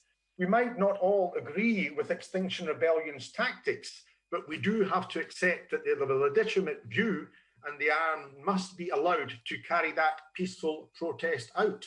Otherwise, it is this institution that is threatened, as opposed to, as I say, the right of free speech that was mentioned by the Minister. The questions I would like to ask the Minister is, firstly, with regard to the acts of violence, if he will ensure that violence is treated as a public health, not simply a criminal justice issue. We have to address the manifestations. And indeed, I can say that progress has been made on that in Scotland. And secondly, I would also ask, with regard to the Extinction Rebellion protests, that we ensure that the right to protest that has been enshrined and indeed protected in this institution and in this chamber throughout the centuries will remain. Opposing the views of particular titles is not interfering with free speech, and indeed peaceful protest will always be protected. Can I ask that that will be the aim of this government? Well, Madam Deputy Speaker, the honourable gentleman seems to be a little confused in that holding a joint statement on two issues is not necessarily conflating the two. The fact that it's a single departmental statement and that I've had to deal with both issues is the reason why we have one. We could have had two statements, but it might have been a waste of or not an efficient use, shall we say, of Madam Deputy Speaker's time or indeed the Chamber's time. So there was no attempt to conflate, and I'm sorry that the Honourable Gentleman has positioned the SNP outside of mainstream opinion about. Well, you're expressing consternation as he was speaking and smiling and laughing. I don't know why me expressing concern is worthy of derision. But in truth, the vast majority of people in this country, and indeed all mainstream parties in this country, have expressed alarm at the tactics of Extinction Rebellion over the weekend and their stated aim of disrupting the ability of newspapers to distribute their views and opinions because they don't agree with them. One of the first things that happens in extremist states and takeovers is the ability to, or an attempt to grip the television station or the radio station or the newspapers. Control of information is key, and I think we need to take care with these things. And I hope he will agree with me in time. On violence and public health, he is quite right that we want a 360-degree approach to combating violence. As somebody who worked at City Hall between 2008 and 2012, fighting the last spike in knife crime, I only know too well the value of that approach and held many meetings a decade ago with Karen McCluskey, who was then running the knife crime efforts in Glasgow in parallel with those in London. We were both successful at the time in driving numbers down. And finally, on the right to protest, as I said in my statement, we absolutely, fundamentally grasp as a Conservative Party that our individual liberty is based on a series of freedoms to associate, freedom of speech, freedom of thought, property rights, and they're fundamental to our view of the world and will remain so into the future. Marco Longhi.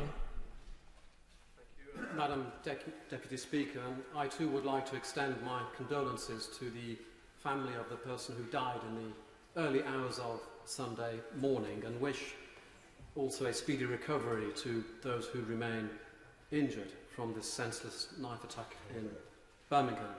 But I do have to ask the Minister if he would invite me in condemning the suggestion made by the West Midlands Police and Crime Commissioner, almost excusing this attack as, and I quote, pent-up frustrations from lockdown, and reinforce the message that violence of any kind is completely unacceptable and that those that break the law will in fact face the full consequences of their actions.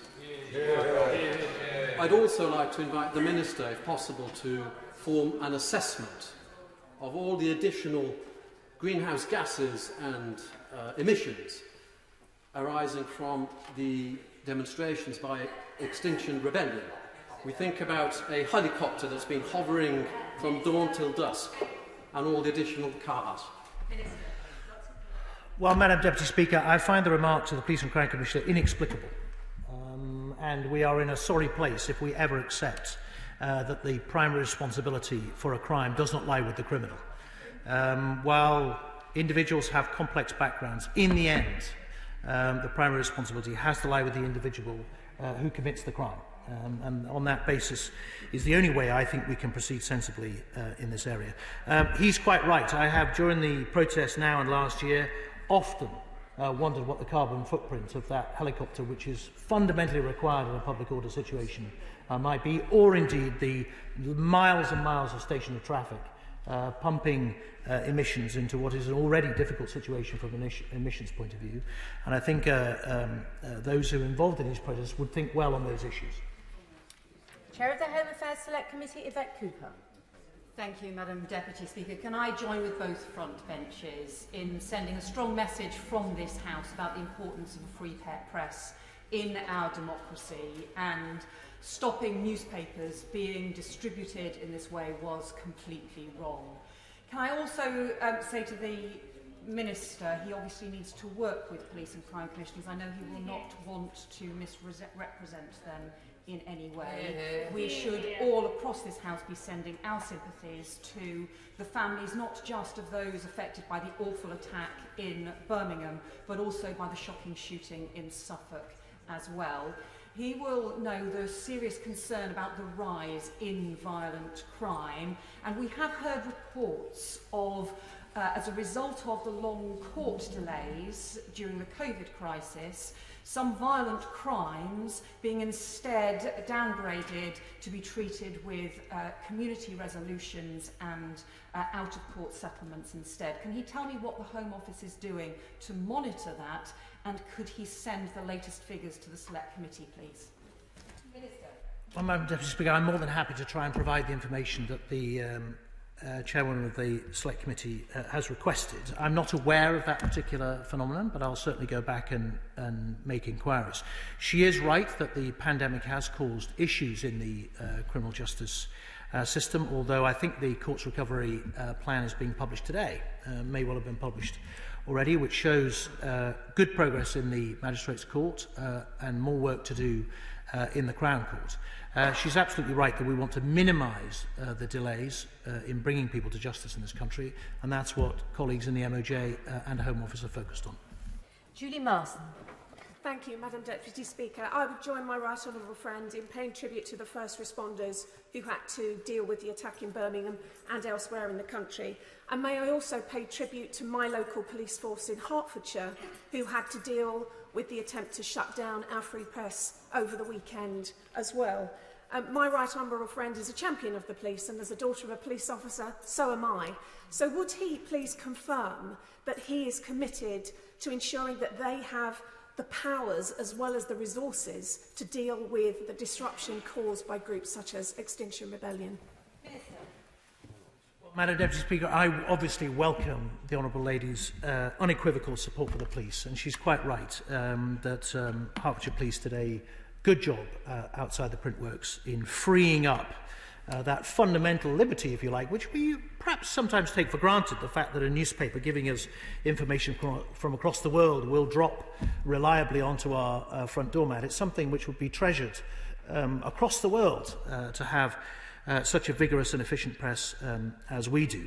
But I absolutely give her my commitment that we are in constant conversation with police forces, with the National Police Chief Councils, about honing our response to protest in the light of new and emerging tactics. Over the last couple of years, we have seen these tactics from XR, and obviously we will have to think hard on how we can make sure that her liberties, along with those of her constituents, are maintained while their right to protest is also facilitated. Peter Dowd. Thank you, Madam Deputy Speaker. I understand that some of my constituents were victims of the brutal attack in Birmingham on Sunday. So above all, I want to join in passing on my condolences to the family of the young person who was killed in that attack. I can't possibly imagine the distress, grief and disbelief they are feeling. They must be inconsolable and bereft. Also, I want to say to the families of the 7 other people attacked, some very seriously, that I hope their loved ones will make the fullest recovery, both physically and psychologically. Madam Deputy Speaker, the responsibility for this attack lies solely with the person who did it. But we all have a responsibility to support those affected by the attack. And I welcome the Minister's assurances that the necessary resources will be given to West Midlands to investigate this particular matter. In addition, though, will he commit to and assure members that victims and their families will be given all the support they need in the coming weeks, days and months?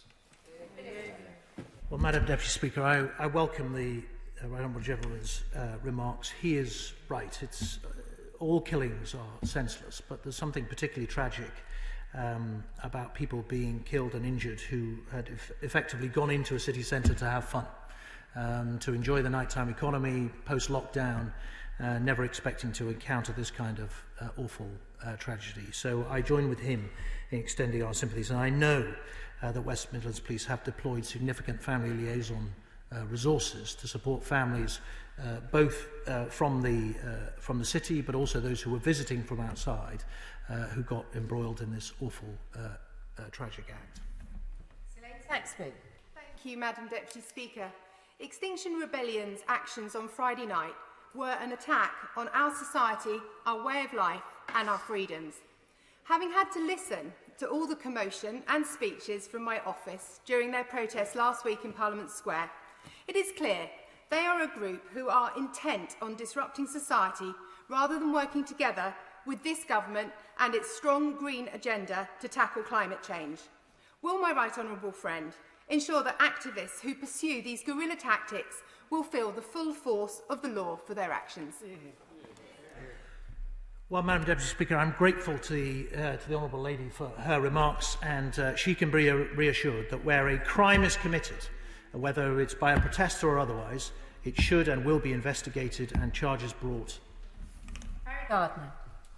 I disagree with XR's strategy of targeting the press. But the irony, Madam Deputy Speaker, a government renowned for avoiding scrutiny of the mainstream media, happy to undermine the impartiality of the BBC, to welcome Fox News to these shores, is now posing as the protector of free speech in order to suggest it may change legislation to criminalise peaceful disobedience by Extinction Rebellion. Is the Minister not ashamed to bracket in this statement peaceful protesters with murderers on the rampage? And will he, for the record, actually unequivocally acknowledge that the XR protesters were peaceful? Madam Deputy Speaker, I'm happy to acknowledge that the XR protesters were peaceful, although crimes were obviously committed in the process of that peaceful demonstration. And as I explained earlier, doing two subjects in one statement is more for the efficient use of the House's resources than it is to conflate the two subjects. On the issue of free speech, the Honourable Gentleman gave himself away slightly by deprecating this side of the House for welcoming, I think he said, Fox News to these shores. He obviously believes in free speech as long as people agree with him. Chris Loder.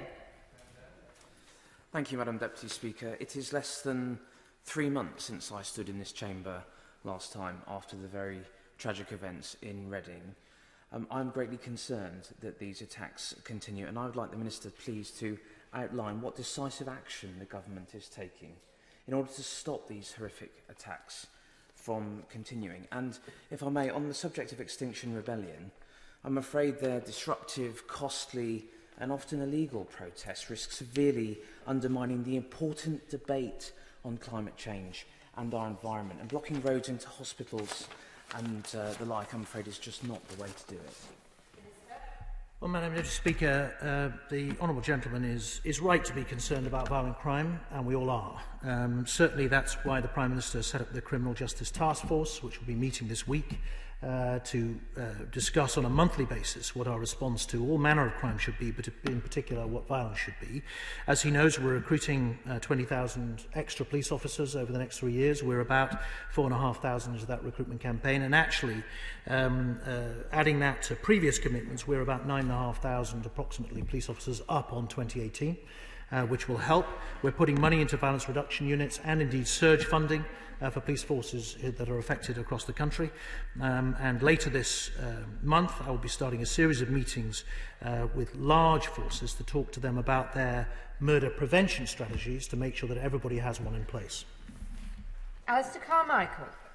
Madam Deputy Speaker, can I welcome in the warmest possible terms the very robust defence of the freedom of the press that we heard from the Minister's statement. As he says, the freedom of our press to scrutinise our institutions is indispensable. With that in mind, and perhaps with the benefit of hindsight, I wonder if he would agree that it was somewhat ill-advised of the Government in February of this year to exclude a number of media outlets, including the Mirror, the Independent and Huffington Post, from government briefings. And can he tell us if we would expect to see him accepting an invitation to appear in Good Morning Britain anytime soon? Well, Madam Deputy Speaker, I know my place, and I will be deployed at the behest and instruction of my superiors to perform on screen or in press or on radio wherever is required. I hope that over now quite long career in politics, both local, regional and national. I've never shied away from a challenge, and my view is if you're not willing to go out and defend a policy, then why are you putting it in place in the first place? Anthony Higginbottom. Thank you, Madam Deputy Speaker. The unacceptable actions of Extinction Rebellion show a consistent disregard for the lives and livelihoods that they disrupt. Does my right honourable friend believe that we should hold them to account, not just for the significant public sector costs that rack up with the action they undertake, but also for the significant lost income that businesses across the country have suffered as a result? Speaker, the Honourable Gentleman raises a very important point. He's quite right that these protests are not costless. And aside from the cost of the businesses that are affected, there's obviously quite a large overtime bill to be covered. But of all the costs, the most profound and the most alarming is the opportunity cost. Those police officers who are spending time ungluing protesters and dismantling scaffolding are not spending time preventing knife crime, murder, rape, domestic violence, and other much more vital activities that could be performed in the communities that they serve. Jess Phillips. Thank you, Madam Deputy Speaker. I'd like to thank both front benchers for their kind words about our city.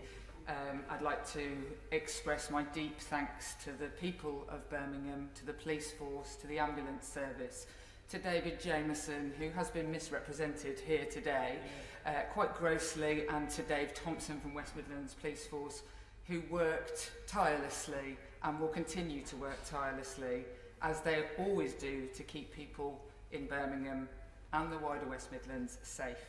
The Minister said today that he would do anything, that Birmingham would have the resources that they needed to ensure that this crime can be detected, that victims will be looked after. And what I have to ask him is, will he guarantee that the uplift in police force numbers, which of course in the West Midlands, in Birmingham, we've had a loss of 2,000 officers since 2010 and only an uplift of 1,200, will he guarantee that the uplift will be fully funded for the next 2 years? Those are the figures, absolutely. Will he guarantee that that will be funded for the next 2 years? Well, Madam Deputy Speaker, I obviously acknowledge the profound shock that this will have come to her community, and obviously recognise her remarks and join with her in expressing sympathy to all those who are affected and the wider shock within Birmingham. It's certainly the case that this year's uplift of police officers in West Midlands, which I think is 366, is fully funded. We have yet to decide the allocation of police officers across the country, but our commitment to 20,000 extra police officers over the next 3 years is unshakable. Sarah Dines. Thank you, Madam Deputy Speaker. Extinction Rebellion's attack on Friday night was indeed an attack on our society, our freedoms, our way of life, our fundamental freedoms. Does the Minister agree with me and my law-abiding constituents in Derbyshire Dales, who incidentally are emailing me in droves about law and order at the moment, that activists who pursue these illegal and guerrilla tactics should feel the full force of the law immediately? Madam Speaker, I agree completely with the Honourable Lady, and she is right that all right-thinking people of this country have been outraged by tactics which are perceived as striking at one of the foundations of our freedoms. And while it might seem like a small thing and a one-off event and a peaceful protest, there's something about it which has unsettled people very significant, and they do want to see consequences for those who perpetrated the act, and I certainly hope that that will be the case. Bill Esterson. Thank you, Madam Deputy Speaker. A member of the family of one of the victims of the horrendous Birmingham knife attacks spoke to me yesterday and again this morning. The victim was with a group of friends, and the family are very grateful to those friends, to the police and to the paramedics who almost certainly saved his life. He's seriously ill now in hospital. Sadly, they were unable to do the same for all the other of their friends who died. The Minister spoke of his experience when he was at City Hall. I would ask him to reflect then and now that we still face far too many knife crime attacks, far too many people losing their lives or being seriously injured. What is the preventative work that can be done and should be done? not least, as we know from recent knife attacks, often in the under-provision in the area of mental health services. Minister. Well, Madam Deputy Speaker, I'm obviously grateful for the honourable gentleman's remarks. He's right that the solutions to knife crime are complex, and as I learned between 2008 and 2012, there is no silver bullet that will drive these numbers down. However, our experience of those 4 years is that they can be driven down through a combination of strong enforcement by the police, and as he will know, we've given the police extra powers on stop and search, and while it is controversial, nevertheless, we know there are people out there with knives tonight, and our only viable tactic is to stop them and search them and remove those knives, while we create space to do some of the long-term diversionary work with younger people, whether that's moving them away from gangs and crime and drugs, or indeed identifying and dealing with their mental health issues early. There's a variety of things on the menu required to do it, and we will be working hard at the Home Office and across government to put those measures in place. Martin Vickers. Thank you, Madam Deputy Speaker. Like citizens up and down the country, my Cleethorpes constituents have genuine concerns about climate change. However, on the whole, they support the balanced approach that the government is taking. Unlike those in XR who have, many of whom amongst the leadership have political motives and are seeking to undermine the institutions which hold our society together, can I urge the Minister to do all he can to identify these people, bring them to justice, so that those who have the genuine concerns within the XR movement can proceed in a more orderly fashion? Minister. Well, Madam Deputy Speaker, I hear what the honourable gentleman says, and he is quite right that there are the great silent majority in this country who are, to whom and for whom climate change is very important, want to see it addressed, but done so in a measured and moderate way. He should be reassured that the police have made something over 600 arrests over the last week or so as part of these protests, and obviously those individuals will be going through the investigation and charging process to make sure that they do face, where appropriate, consequences for any crimes that may have been committed. And I hope that he will have seen in the dwindling numbers of protesters over the last week or so that that approach is having an effect. Steve Bonnar. Thank you, Madam Deputy Speaker. Last year, this House agreed with, among others, Extinction Rebellion, that we are now living in a climate emergency.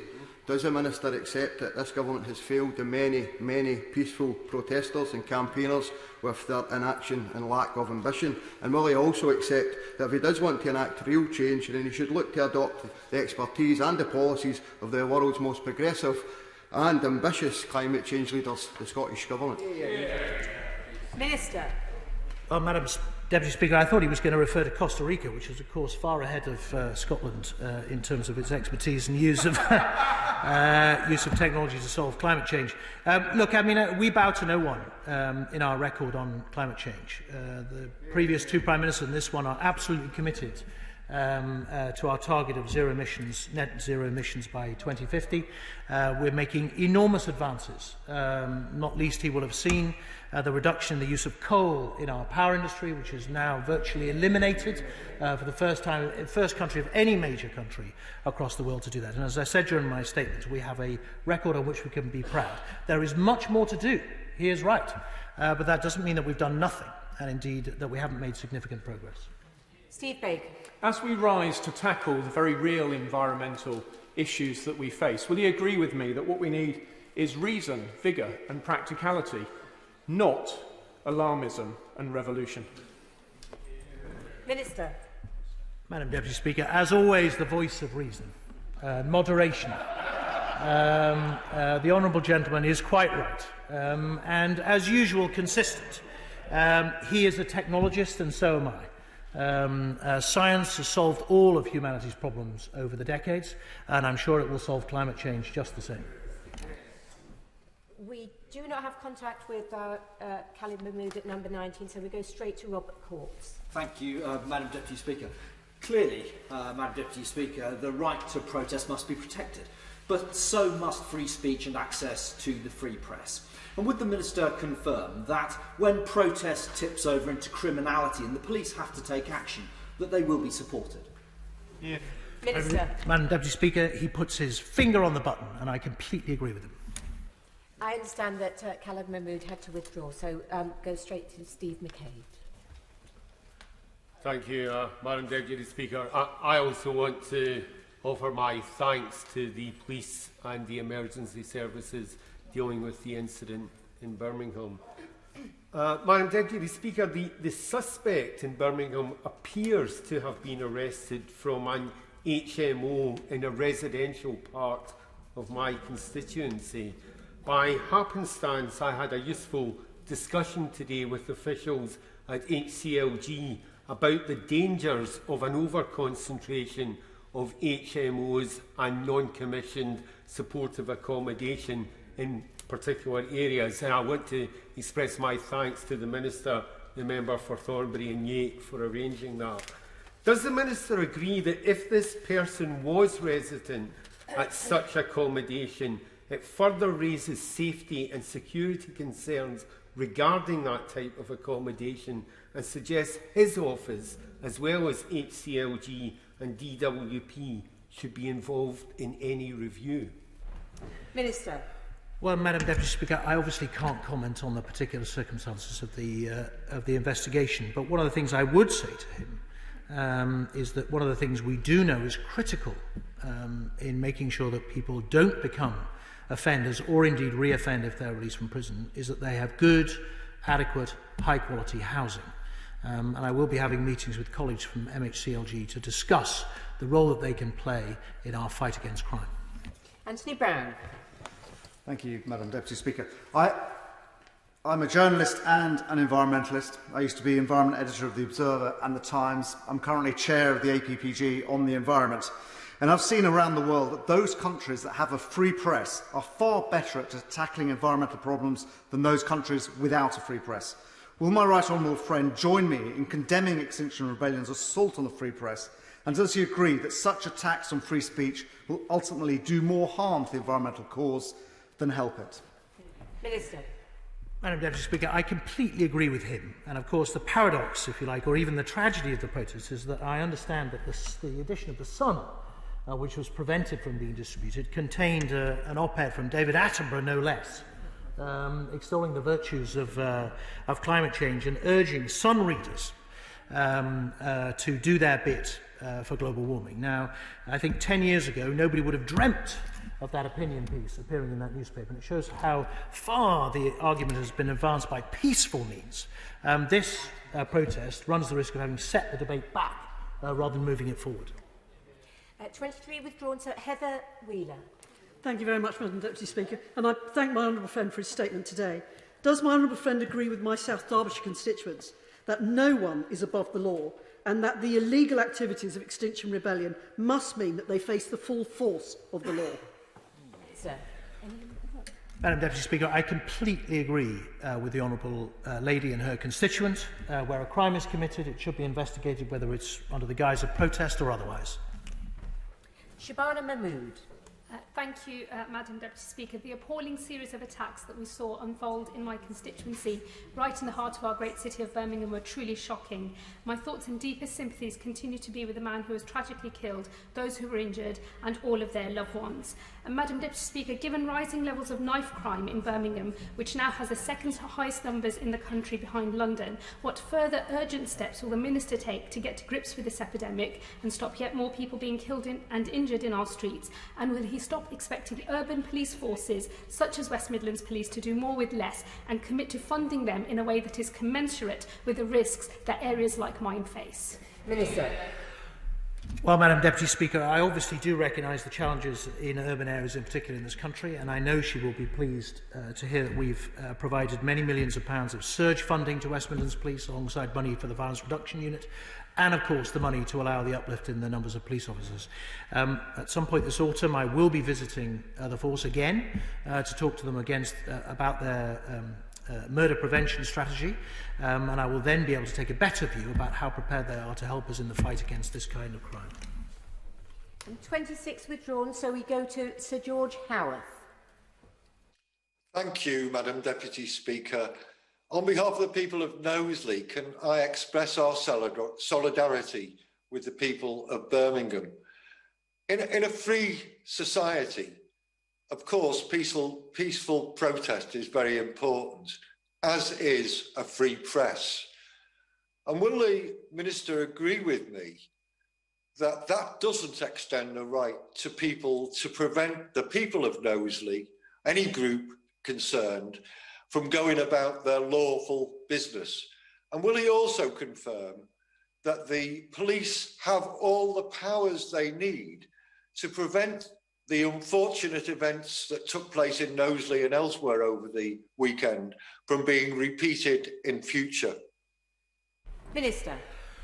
Well, Madam Deputy Speaker, I'm grateful for the honourable gentleman's support, and he is right that beyond the freedom of speech arguments, the workers in that plant would have been significantly affected and probably unable to leave work that evening. We are constantly reviewing the powers that the police do have, and of course Merseyside Police managed to deal pretty effectively with that protest, having it cleared by 10:45 the next morning. But it's our duty to constantly make sure, as I said earlier, that we review police powers in the light of new and emerging tactics, and that's exactly what we will do. Lee Rowley. Thank you, Madam Deputy Speaker. As the Minister's rightly said, our thanks go to the police for all the difficult work that they do. The right to protest is a fundamental one, as is equal treatment before the law. Will the Minister reassure me that, irrespective of the perceived worthiness of the cause, that there will be equal treatment when protest occurs and equal sanction where necessary? Minister. Well, Madam Deputy Speaker, obviously the decision to charge, prosecute and then whatever sentence may be handed out is a matter for those who are not under my control, happily, the police, the Crown Prosecution Service and the courts. But I know that they all have in mind that the confidence in the criminal justice system comes from exactly what he says, that everybody, whether he be aristocrat or commoner, is treated equally. John Speller. Thank you, Madam Deputy Speaker, and my right honourable friend from the front bench rightly commended the people of Birmingham for going calmly about their business today.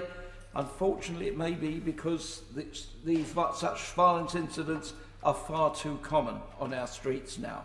And quite frankly, this is the shocking legacy of the member for Maidenhead at our time as Home Secretary and our slash and burn approach to the police, leading in the West Midlands to the loss of 2,300 police officers, as well as equally valuable PCSOs and civilian support staff.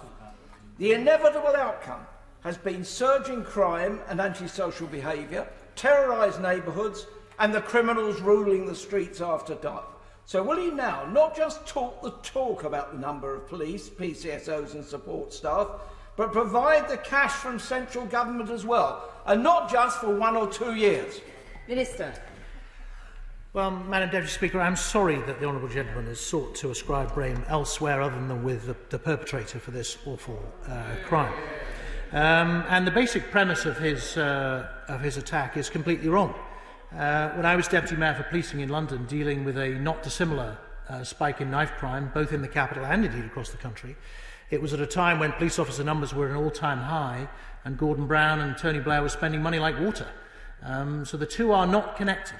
The causes of knife crime are complex and difficult, and it behoves us all to take a serious, non-political view to this and look at a 360-degree approach to tackling knife crime together. Has he withdrawn? So David Linden. Thank you very much, Madam Deputy Speaker. If we take it face value, and I'm being quite optimistic here that the Minister today does have a commitment to tackling climate change, and this isn't about making political points, but XR, can I ask him if he is serious about tackling climate change when the government will bring forward a vote on the Climate and Ecological Emergency Bill? Well, Madam Deputy Speaker, that's a matter obviously for the government business managers. It is above my purview to be able to predict. But he, to avoid any doubt, should know that I've long been an advocate of the hydrogen economy and was the chair of London Hydrogen for 8 years, and indeed a proponent of a non-fossil fuel economy for the last 20 years or so. To me, science is the solution, rather than trying to batter us over the head with alternative views. Dr. Julian Lewis. It's true that various brands of Corbynism are a little less popular these days, but does my honourable friend agree that fining a climate change denier £10,000 for an anti-lockdown protest sets a benchmark which should equally apply to those who break the law in pursuit of more fashionable causes? Minister. Well, Madam Deputy Speaker, as the honourable gentleman may know, a number of fixed penalty fines have been handed out over the last few days for all manner of contraventions of the coronavirus regulations. No doubt some may be disputed, but we shall see in the end where the courts decide. Patrick Grady. Thank you, Madam Deputy Speaker. I think those of us who are concerned about the climate emergency should maybe thank the Minister, because in such a grandstanding statement he's actually giving Extinction Rebellion exactly the kind of publicity that they're looking for, and drawing attention to the climate emergency, which, as my honourable friend said, the Scottish Government accepts, but this Government still doesn't appear to. Perhaps he might need to consider that if Extinction Rebellion had actual confidence in the steps the Government was taking to tackle climate change, then it wouldn't feel the need to take part in these protests. Well, Madam Deputy Speaker, I think the honourable gentleman is being a bit disingenuous. And I think we know this because of some of the placards and posters at the demonstration. They seem to be more about socialism and dismantling capitalism than about climate change. Now, I understand that the SNP may want to do both of those things, but that has absolutely nothing to do with a greener planet. Felicity Buchan. Thank you, Madam Deputy Speaker. We have seen the deployment of police helicopters to monitor the protests in central London.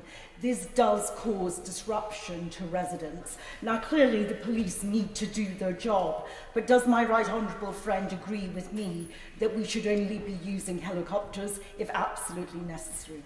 Minister.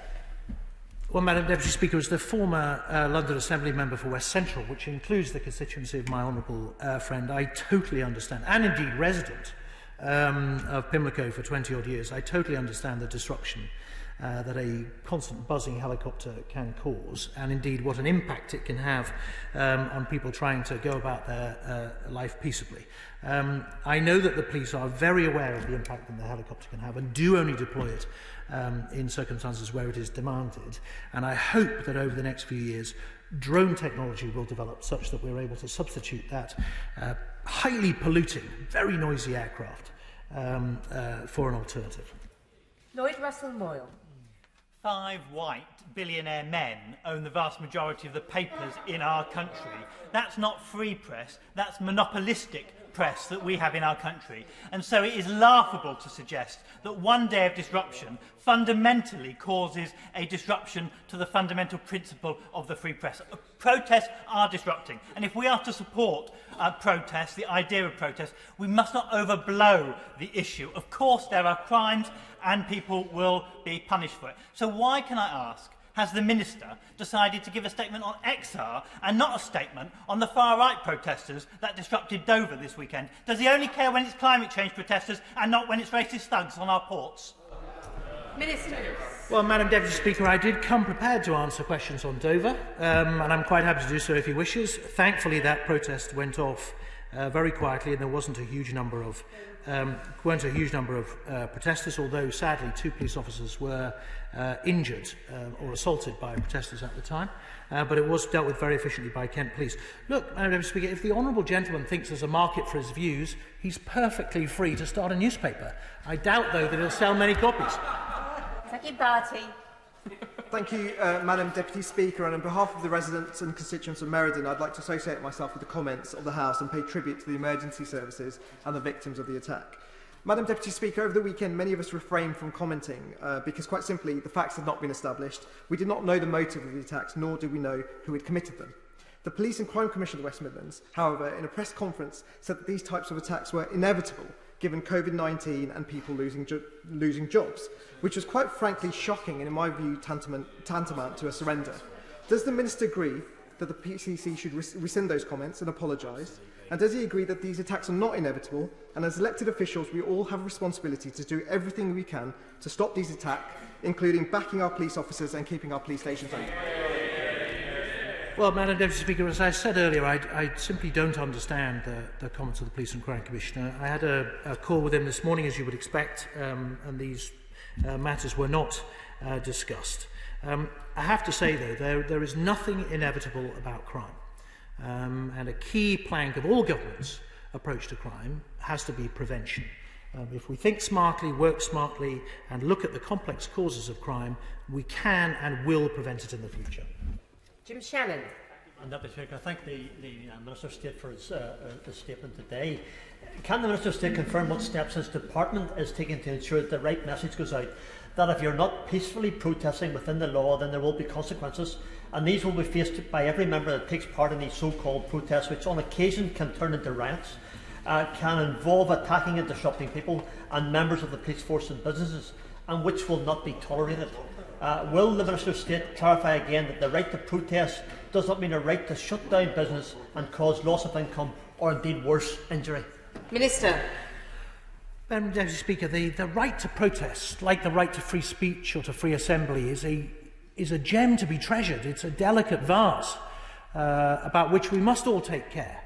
And those who abuse it, crack that vase for the rest of us. And as a result, they do us all a disservice. He is quite right that we have to take very seriously those who use the pretext of peaceful process to prosecute criminal acts.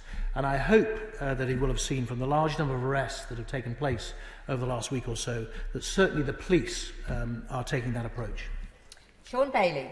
Thank you, Madam Deputy Speaker, and may I also echo the comments, the tributes to the fantastic West Midlands Police for all the work that they did following the events this weekend. But, Madam Deputy Speaker, the point that was raised by our Police and Crime Commissioner in the West Midlands of crime being inevitable, well, it's not inevitable for my communities in Wednesbury, Albury and Tipton, who have seen their police stations closed and their community policing undermined by this Police and Crime Commissioner. So will my right honourable friend give a reassurance to my communities, some of the most vulnerable in the West Midlands, that this government has their back, and will he meet with me to discuss the campaign to keep Wednesbury and Tipton police stations open? Yeah. Well, Madam Deputy Speaker, I am more than happy to meet the honourable gentleman to talk about the issues in his constituency, and he is quite right, as I said earlier. There is nothing inevitable about crime. If we accept an inevitability, then we're basically abrogating our duty towards our fellow citizens to stretch every sinew in keeping them safe, and that's exactly what this government will do. Alex Davis-Jones. Madam Deputy Speaker. Can I also, first of all, echo the sentiments across the House in bringing my condolences to the families of all those affected over the horrific attacks in the past few days. I sincerely hope that the Minister and the Secretary of State will use this opportunity to reflect on the impact of a decade of Tory cuts to our police services across the UK. It is undeniable that forces across the country are already under the extra pressure because of coronavirus. So can the Minister therefore please confirm today exactly what steps the Home Office is taking to prevent further tragedies taking place and unnecessary deaths from occurring on our streets? Minister. Well, Madam Deputy Speaker, it won't surprise the Honourable Lady to know that the Prime Minister, former Mayor of London, and me as his former Deputy Mayor for Policing and Crime, take the issue of violent crime extremely seriously. That's why he set up the Criminal Justice Task Force and why he personally is leading the fight against crime in this country, and why we've seen enormous changes in the crime landscape, not least the recruitment of 20,000 extra police officers, from which her area, like every area in the country, will benefit. It's worth saying, though, and reiterating, as I said earlier, that the solutions to crime are complex and difficult and will require all of us to work together in that fight, and I hope she will join us in our fight against crime, both in her constituency and elsewhere in the country. Order. I do want to make sure I get everybody in, so if we can be fairly brief in questions and answers as well. Gary Sandbrook. Thank you, Madam Deputy Speaker. Will the Minister join me in thanking the work of Chief Superintendent Steve Graham and his team for their amazing work and bravery over the weekend in response to the terrible incidents that happened in Birmingham, especially in their fight to combating disinformation online and on social media. And that work won't have been aided by the disgraceful comments of the Police and Crime Commissioner, who tried to excuse this murderer before he'd even been arrested. Minister. Well, Madam Deputy Speaker, I know that West Midlands Police and the Chief Inspector and Consular will be very grateful for his support. It's always heartening when Members of Parliament know their local senior police officers by name, because it means they've met them, talked to them, understand their job and support them, and I'm very pleased that he does as well. And as I say, I hope that he and everybody in his part of the world will join together in fighting the crimes that his community face. Andrew Gwynn. Thank you. Rights and responsibilities go hand in hand, and the democratic right to peacefully protest is absolute, but sits alongside a responsibility to respect the law. Parliamentary time's at a premium, and on radio yesterday, his former colleague and ex-Attorney General Dominic Grieve stated that no new laws were required if the police used the substantial powers they already have. So is it partly a question of police resources, and how do we ensure that these existing laws are used? Minister. Well, Madam Deputy Speaker, I'm grateful for the honourable gentleman's unequivocal support for protest, but also making sure that we investigate crime. As I understand it, and obviously after every incident like this there will be a review and lessons to be learned, as I understand it, some of the delay, if you like, was around the tactics that XR used in erecting scaffolding, using glue and locks to attach themselves to the road and to other items. Now, the police have the capability to deal with those issues, but it is largely in places like London where we've seen most of the protests. So we'll have to review whether we need that capability elsewhere, and if so, that's what we'll have to make happen. Suzanne Webb. Thank you, Madam Deputy Speaker. As a Brummie by birth, my thoughts go out to all the victims of this weekend's appalling incident. But knife crime isn't just a problem in our cities. In 2017, Ryan Passy was tragically killed at the hands of a knife after an altercation in my constituency. Does my right honourable friend agree with me that there needs to be tougher action against those carrying knives and more understanding as to why people feel compelled to carry one in the first place? Minister. Madam Deputy Speaker, I completely agree with the Honourable Lady. Having met far too many victims of knife crime myself, she is absolutely right that it behoves us all, we all have a duty to think carefully about what more we can do to address this terrible phenomenon. I do not understand what possesses somebody to take a knife out at night, not least because we know that if you carry a knife, you're actually more likely to be stabbed. Not less, even if you're carrying it for self-defence. But what we need to get to in this country is a situation where people know that our public space is well guarded and is a lawful public space, and therefore they feel safe enough that they don't have to carry a knife, even in defence. Patricia Gibson. Thank you, Madam Deputy Speaker. Does the Minister understand the genuine concerns about any plans to reclassify Extinction Rebellion as a criminal group and the implications this may have for peaceful protest, especially given that last year the Prime Minister's own father addressed an Extinction Rebellion rally and said, and I quote, he backed their methods? Minister.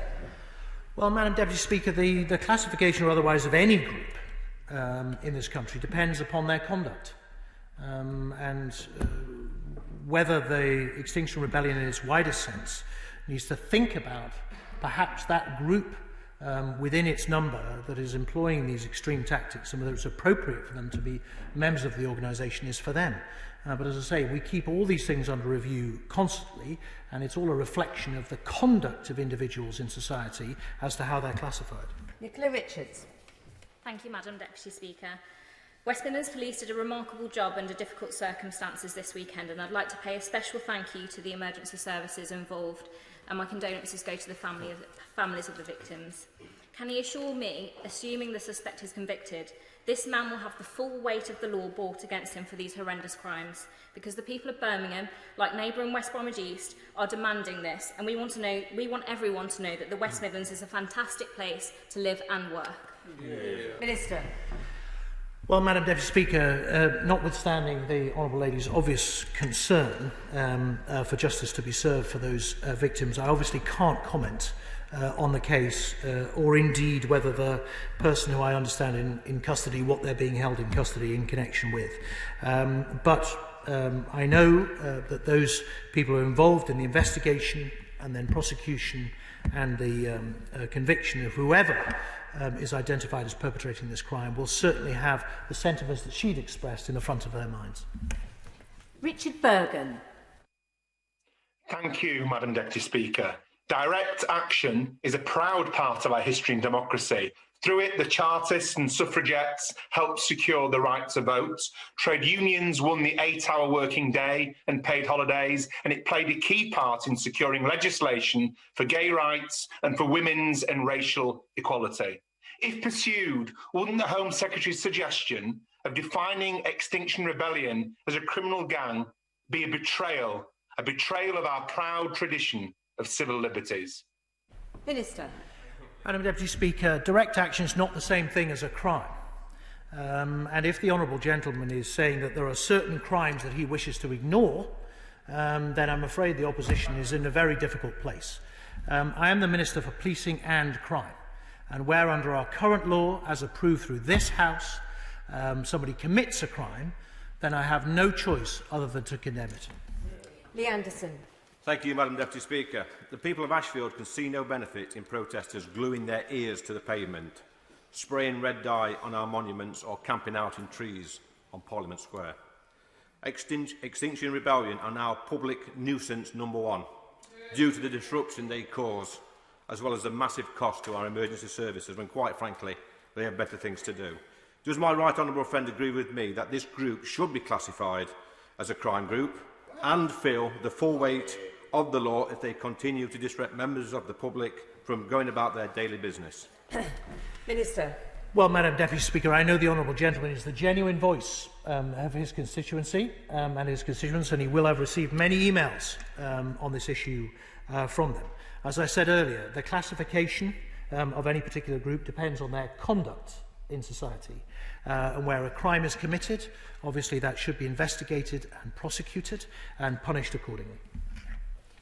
Dame Diana Johnson. Thank you, Madam Deputy Speaker. According to today's Times, the Prime Minister is considering new powers to prevent newspaper presses being blockaded. But the Foreign Secretary says that there are adequate enforcement powers existing already. So I wondered if the Minister could say which one does he believe is right, or is this a case of the government, as usual, not knowing what the left hand's doing and the right hand's doing? Minister. Well, Madam Deputy Speaker, even before the events of this weekend, we're keeping the rules and regulations, the law and police powers around protest under constant review. And as she will know, the nature of protest has changed quite significantly over the last 15 or 20 years. So she would expect that to happen. And that seems like a perfectly natural thing for us to do. Order, just to re-emphasise, we do need to be moving through the remaining questioners here so we can get on to the next business. Alexander Stafford. Thank you, Madam Deputy Speaker. The Minister will know there's no greater advocate for the environment or low carbon than myself, having worked in the sector for many years.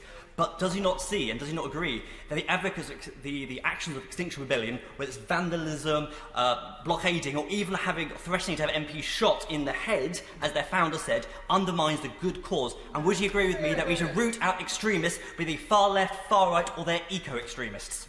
Minister. Absolutely right, Madam Deputy Speaker. The honourable gentleman speaks the truth. And the sad effect of this events this weekend is it's probably turned more people off the cause than it has encouraged them to join. Clive Efford. Thank you, Madam Deputy Speaker. The law has to apply to everyone equally, whether they're protesting about the environment or not. But to designate the Extinction Rebellion as an organised crime group is a step too far, surely. What would be the consequences for those genuine people who follow the protests of Extinction Rebellion, who want to get involved in protesting against climate change? Could they be then prosecuted under some new law as being involved in organised crime? Minister. Well, Madam Deputy Speaker, as I've said repeatedly already, the classification of any organisation depends on their conduct in society. But I do think there is a question for the wider membership of Extinction Rebellion whether they are happy with the tactics of this small group and whether they think it has been to the benefit of their cause or to its detriment that these events took place over the weekend. Andrew Jenkins. Thank you, Madam Deputy Speaker. With less hard-working commuters to disrupt, Extinction Rebellion is trying to attack the freedom of the press by stopping newspapers being printed and delivered. Would my right honourable friend reassure the House and the country that the police have the resources that they need and the support to fully enforce the law and ensure that everyone applies by the same rules? Minister. Madam Deputy Speaker, I'm grateful to the Honourable Lady. I can reassure her that the police forces, both within the area and surrounding, were able to deploy significant assets to both incidents in fast time. Alan Brown.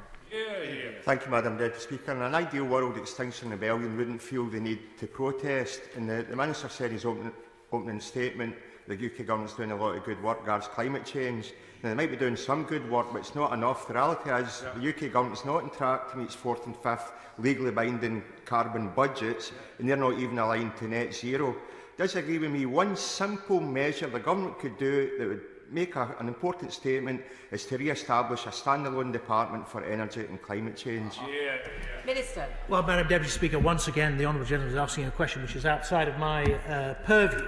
But just to reassure nationalist colleagues, I have no problem, this government has no problem with being urged to go further and faster, to achieve more and to aim higher.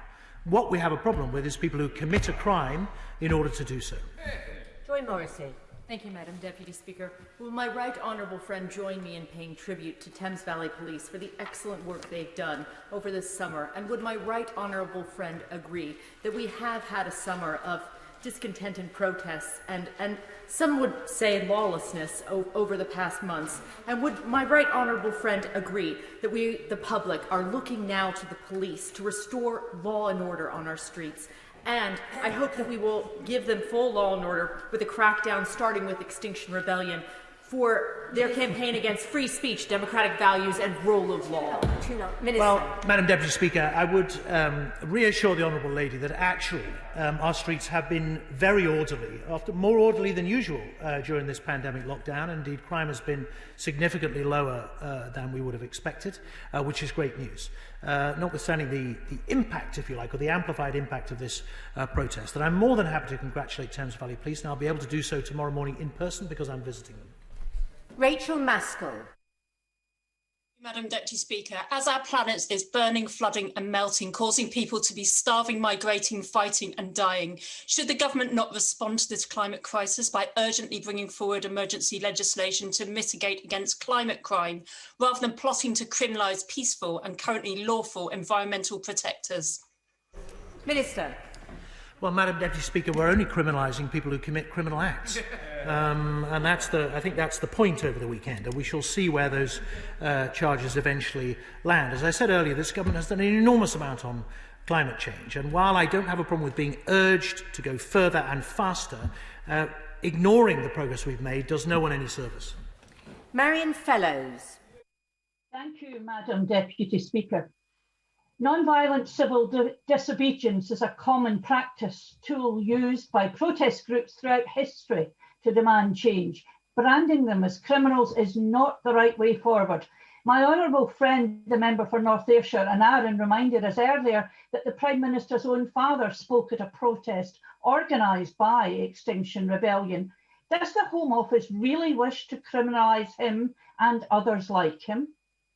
Minister. Well, Madam Deputy Speaker, as I've pointed out endlessly in the last hour and a half, I completely agree that non-violent civil disobedience is a perfectly legitimate and indeed a fundamental right of myself as a citizen of this country. But that is not the same as committing a crime or indeed attempting to curtail the rights of others. Tom Hunt. Thank you, Madam Deputy Speaker. My thoughts and condolences are with the victims of the attack in Birmingham. Yesterday, a 13-year-old boy was threatened with a knife on Colchester Road in Ipswich, and today, as my right honourable friend mentioned, there's been a tragic attack in Kesgrave, which is just outside of Ipswich. Will my right honourable friend pledge to make sure that Suffolk Constabulary have the resources they need to tackle crime, and also make sure that those caught in possession of a bladed weapon fear for consequences? Because my fear is right now they don't. Minister. Well, Madam Deputy Speaker, Suffolk, as he knows, will be receiving an uplift of police officers over the next few years, and I know they're making good progress on recruitment so far. While he is right that those who perpetrate knife crime do need to feel the consequences, the critical deterrent factor in crime is the perception of the likelihood of being caught. And the recruitment of more police officers and the powers that we give them will help with that in Suffolk as it will elsewhere. Kim Johnson. Thank you, Madam Deputy Speaker, and I'd like to offer my condolences to the families of those injured and killed this weekend in Birmingham. Can the Minister confirm that lessons will be learned from this tragic event? Many police forces have lost thousands of staff and police officers in the past 10 years. So how can the Minister reassure the people of Birmingham and across the UK that such tragedies can be prevented in the future with such job losses? Minister. Well, Madam Deputy Speaker, as I said earlier, during my time at City Hall, when police officer numbers were much higher, we faced the same challenge with knife crime, but managed to drive it down to very significant reductions. We hope that we can do the same thing across the whole country, including in West Midlands, but we need support and help from people like Ho and others to do so. Jacob Young. Thank you, Madam Deputy Speaker. How many more ambulances need to be stopped by protesters before the police start arresting these people who create illegal roadblocks? Minister. Well, Madam Deputy Speaker, the right honourable gentleman is quite right. The unfortunate effect of some of this protest. As I've said earlier, the Metropolitan Police have made over 600 arrests now. There were dozens of arrests made over the weekend. Hopefully that's having an impact on numbers, but I know that we all want XR to think about the practical consequences of their protests, not just in terms of what we think in this House, but the impact on their fellow citizens. That's Smith. Thank you, Madam Deputy Speaker. Policing and police resourcing is one part of the picture of reducing knife crime. Another part, of course, is preventative work. In youth services in England, we've seen a cut of £1 billion since 2010. That's 73%. Youth work can provide a really good preventative strategy when it comes to knife crime. What discussions is the Minister having with his colleagues to reverse the cuts to youth services? Minister. Well, Madam Deputy Speaker, we're obviously going into a spending round and giving consideration through the Department of Culture, Media, Sport, indeed my own department at MOJ, what funding and indeed what capability we can point towards diverting young people away from crime. Happily, she will know I'm also in the middle of a process of engagement with the violence reduction units that we've funded across the country to learn from them and understand what's working so that we can promulgate that across the rest of the country. Bill Wigan. Thank you, Madam Deputy Speaker. I have spoken many times in this House about the importance of regulating the press and how important I believe climate change is. People like me are so put off by what the XR people are doing. How do we communicate to them that they're really their own worst enemy? Minister. Well, Madam Deputy Speaker, I have no doubt that they will be watching this particular session with interest, and notwithstanding one or two voices that have been in support, the vast majority of people have been against. And no doubt, as those individuals go back and sense the feeling from their own communities, families and acquaintances, they will see that this was a step too far. Stuart C. MacDonald. Thank you, Madam Deputy Speaker. Far-right anti-migrant activists brought the Port of Dover to a halt, and 10 were arrested for racially aggravated public disorder, violent disorder and assault of an emergency worker. Why isn't there a Home Office statement, condemnation of and focus on that? Minister. Well, Madam Deputy Speaker, as I say, I came prepared to answer questions on that protest. It was not of a scale that was deemed necessary to make a statement about, particularly given the impact of the events in Birmingham. But he is quite right in his assessment, and I do condemn those protesters, in particular those who assaulted police officers. 62-63 withdrawn, so Mark Pawsey. Madam Deputy Speaker, I'd like to add my condolences to the victims of the horrendous events that took place in Birmingham early on Sunday morning, when the police and emergency services were clearly faced with a really challenging situation. But in reading accounts in the media of what happened at that time, it seems that the perpetrator was at large an hour and a half after committing the first crime, continuing to commit further crimes. I just wondered whether that was a matter of concern to the Minister. Minister. Well, Madam Deputy Speaker, I wish I could comment on the circumstances of the case and the individual, and of course I have been briefed by the Chief Constable. No doubt, in time, as this matter is brought before the courts, all will become apparent. But whatever happens, we will try and learn lessons from what happened on Sunday night. So, Martin Day. Hello. Whatever we think about Extinction Rebellion's tactics, be they right or wrong, their actions were peaceful, and such civil disobedience methods have been used throughout history. So any branding of the activists as criminals is certainly not acceptable. Does the Minister not agree with me that two wrongs don't make a right? Minister. Madam Deputy Speaker, not all crimes are violent. Greg Smith. Thank you, Madam Deputy Speaker. I agree with my right honourable friend in his comments earlier that a consequence of protest turning to criminality has a cost both on resources and time and priorities for our brave police officers. Will he therefore look at a legislative route that might enable us to reclaim policing costs from individuals and campaign groups when protest turns to criminality in their name? Minister. Madam Deputy Speaker, the honourable gentleman raises an interesting point to which, as I go into the spending round, I will give due attention. Jack Brereton. Thank you, Madam Deputy Speaker. Can I thank my right honourable friend for the increased resources that are going into policing in Stoke-on-Trent and Staffordshire? But we all here are condemning the unacceptable behaviour that we've seen with recent protests, and it is totally unacceptable to see people resorting to violence, and also especially that we're seeing these larger gatherings when larger gatherings are banned. So can we join today, and will my right honourable friend join me in making sure that we send a strong message to those who are organising these events that they will be fined and that action is being taken to make sure that these events are not allowed to take place in the future? Minister. Well, Madam Deputy Speaker, obviously a number of fines have been handed out over the weekend, and I think the honourable gentleman has given exactly the sort of strong message that he's looking for. Rob Butler.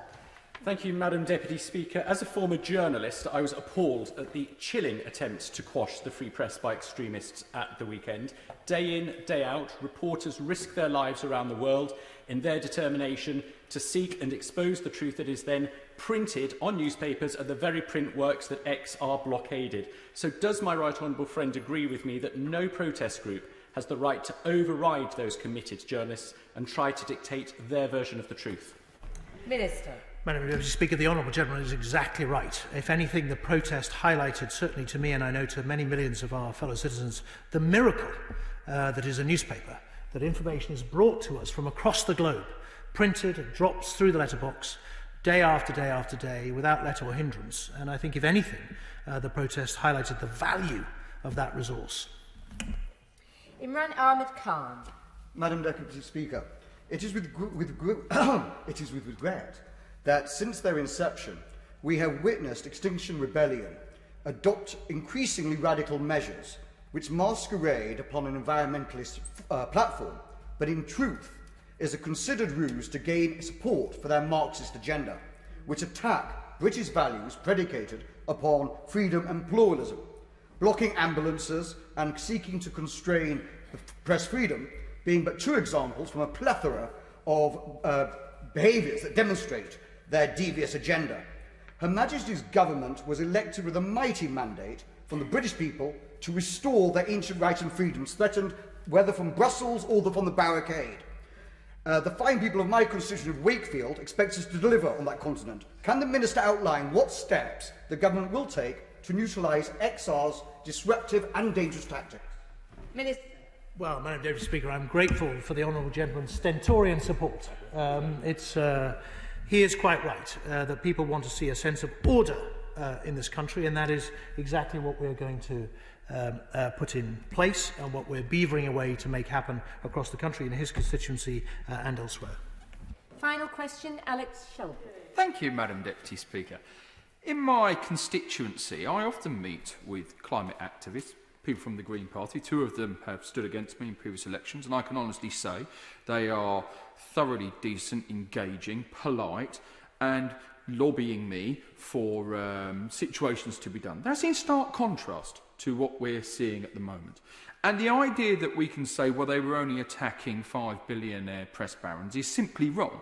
Small community shops have been at the heart of our communities during the COVID crisis, and they took a real hit this weekend. Does my honourable friend agree with me that the best way to engage in this subject is what those people who are honoured to call my constituents do, trying to tackle these climate issues, rather than putting hard-working business people out of work? Minister. Well, Madam Deputy Speaker, as usual, the honourable gentleman is exactly right. There is a way of engaging and influencing us as members of Parliament which works, and it is the one that he quite rightly points out. And like him, I've never refused to meet a Green group in my constituency. If anything, I meet them with pleasure, because we often coincide in our view. But fundamentally, as he knows, because he's been politically active for a long time, the way to effect change is hard work. It means leafleting, standing in election, fighting your corner, getting elected to this place, winning an election, and then putting your agenda in place. And that's what he and I have done for the last 2 or 3 decades, and that's the right and proper way in a democracy. Thank you. Order. 3 minutes suspension.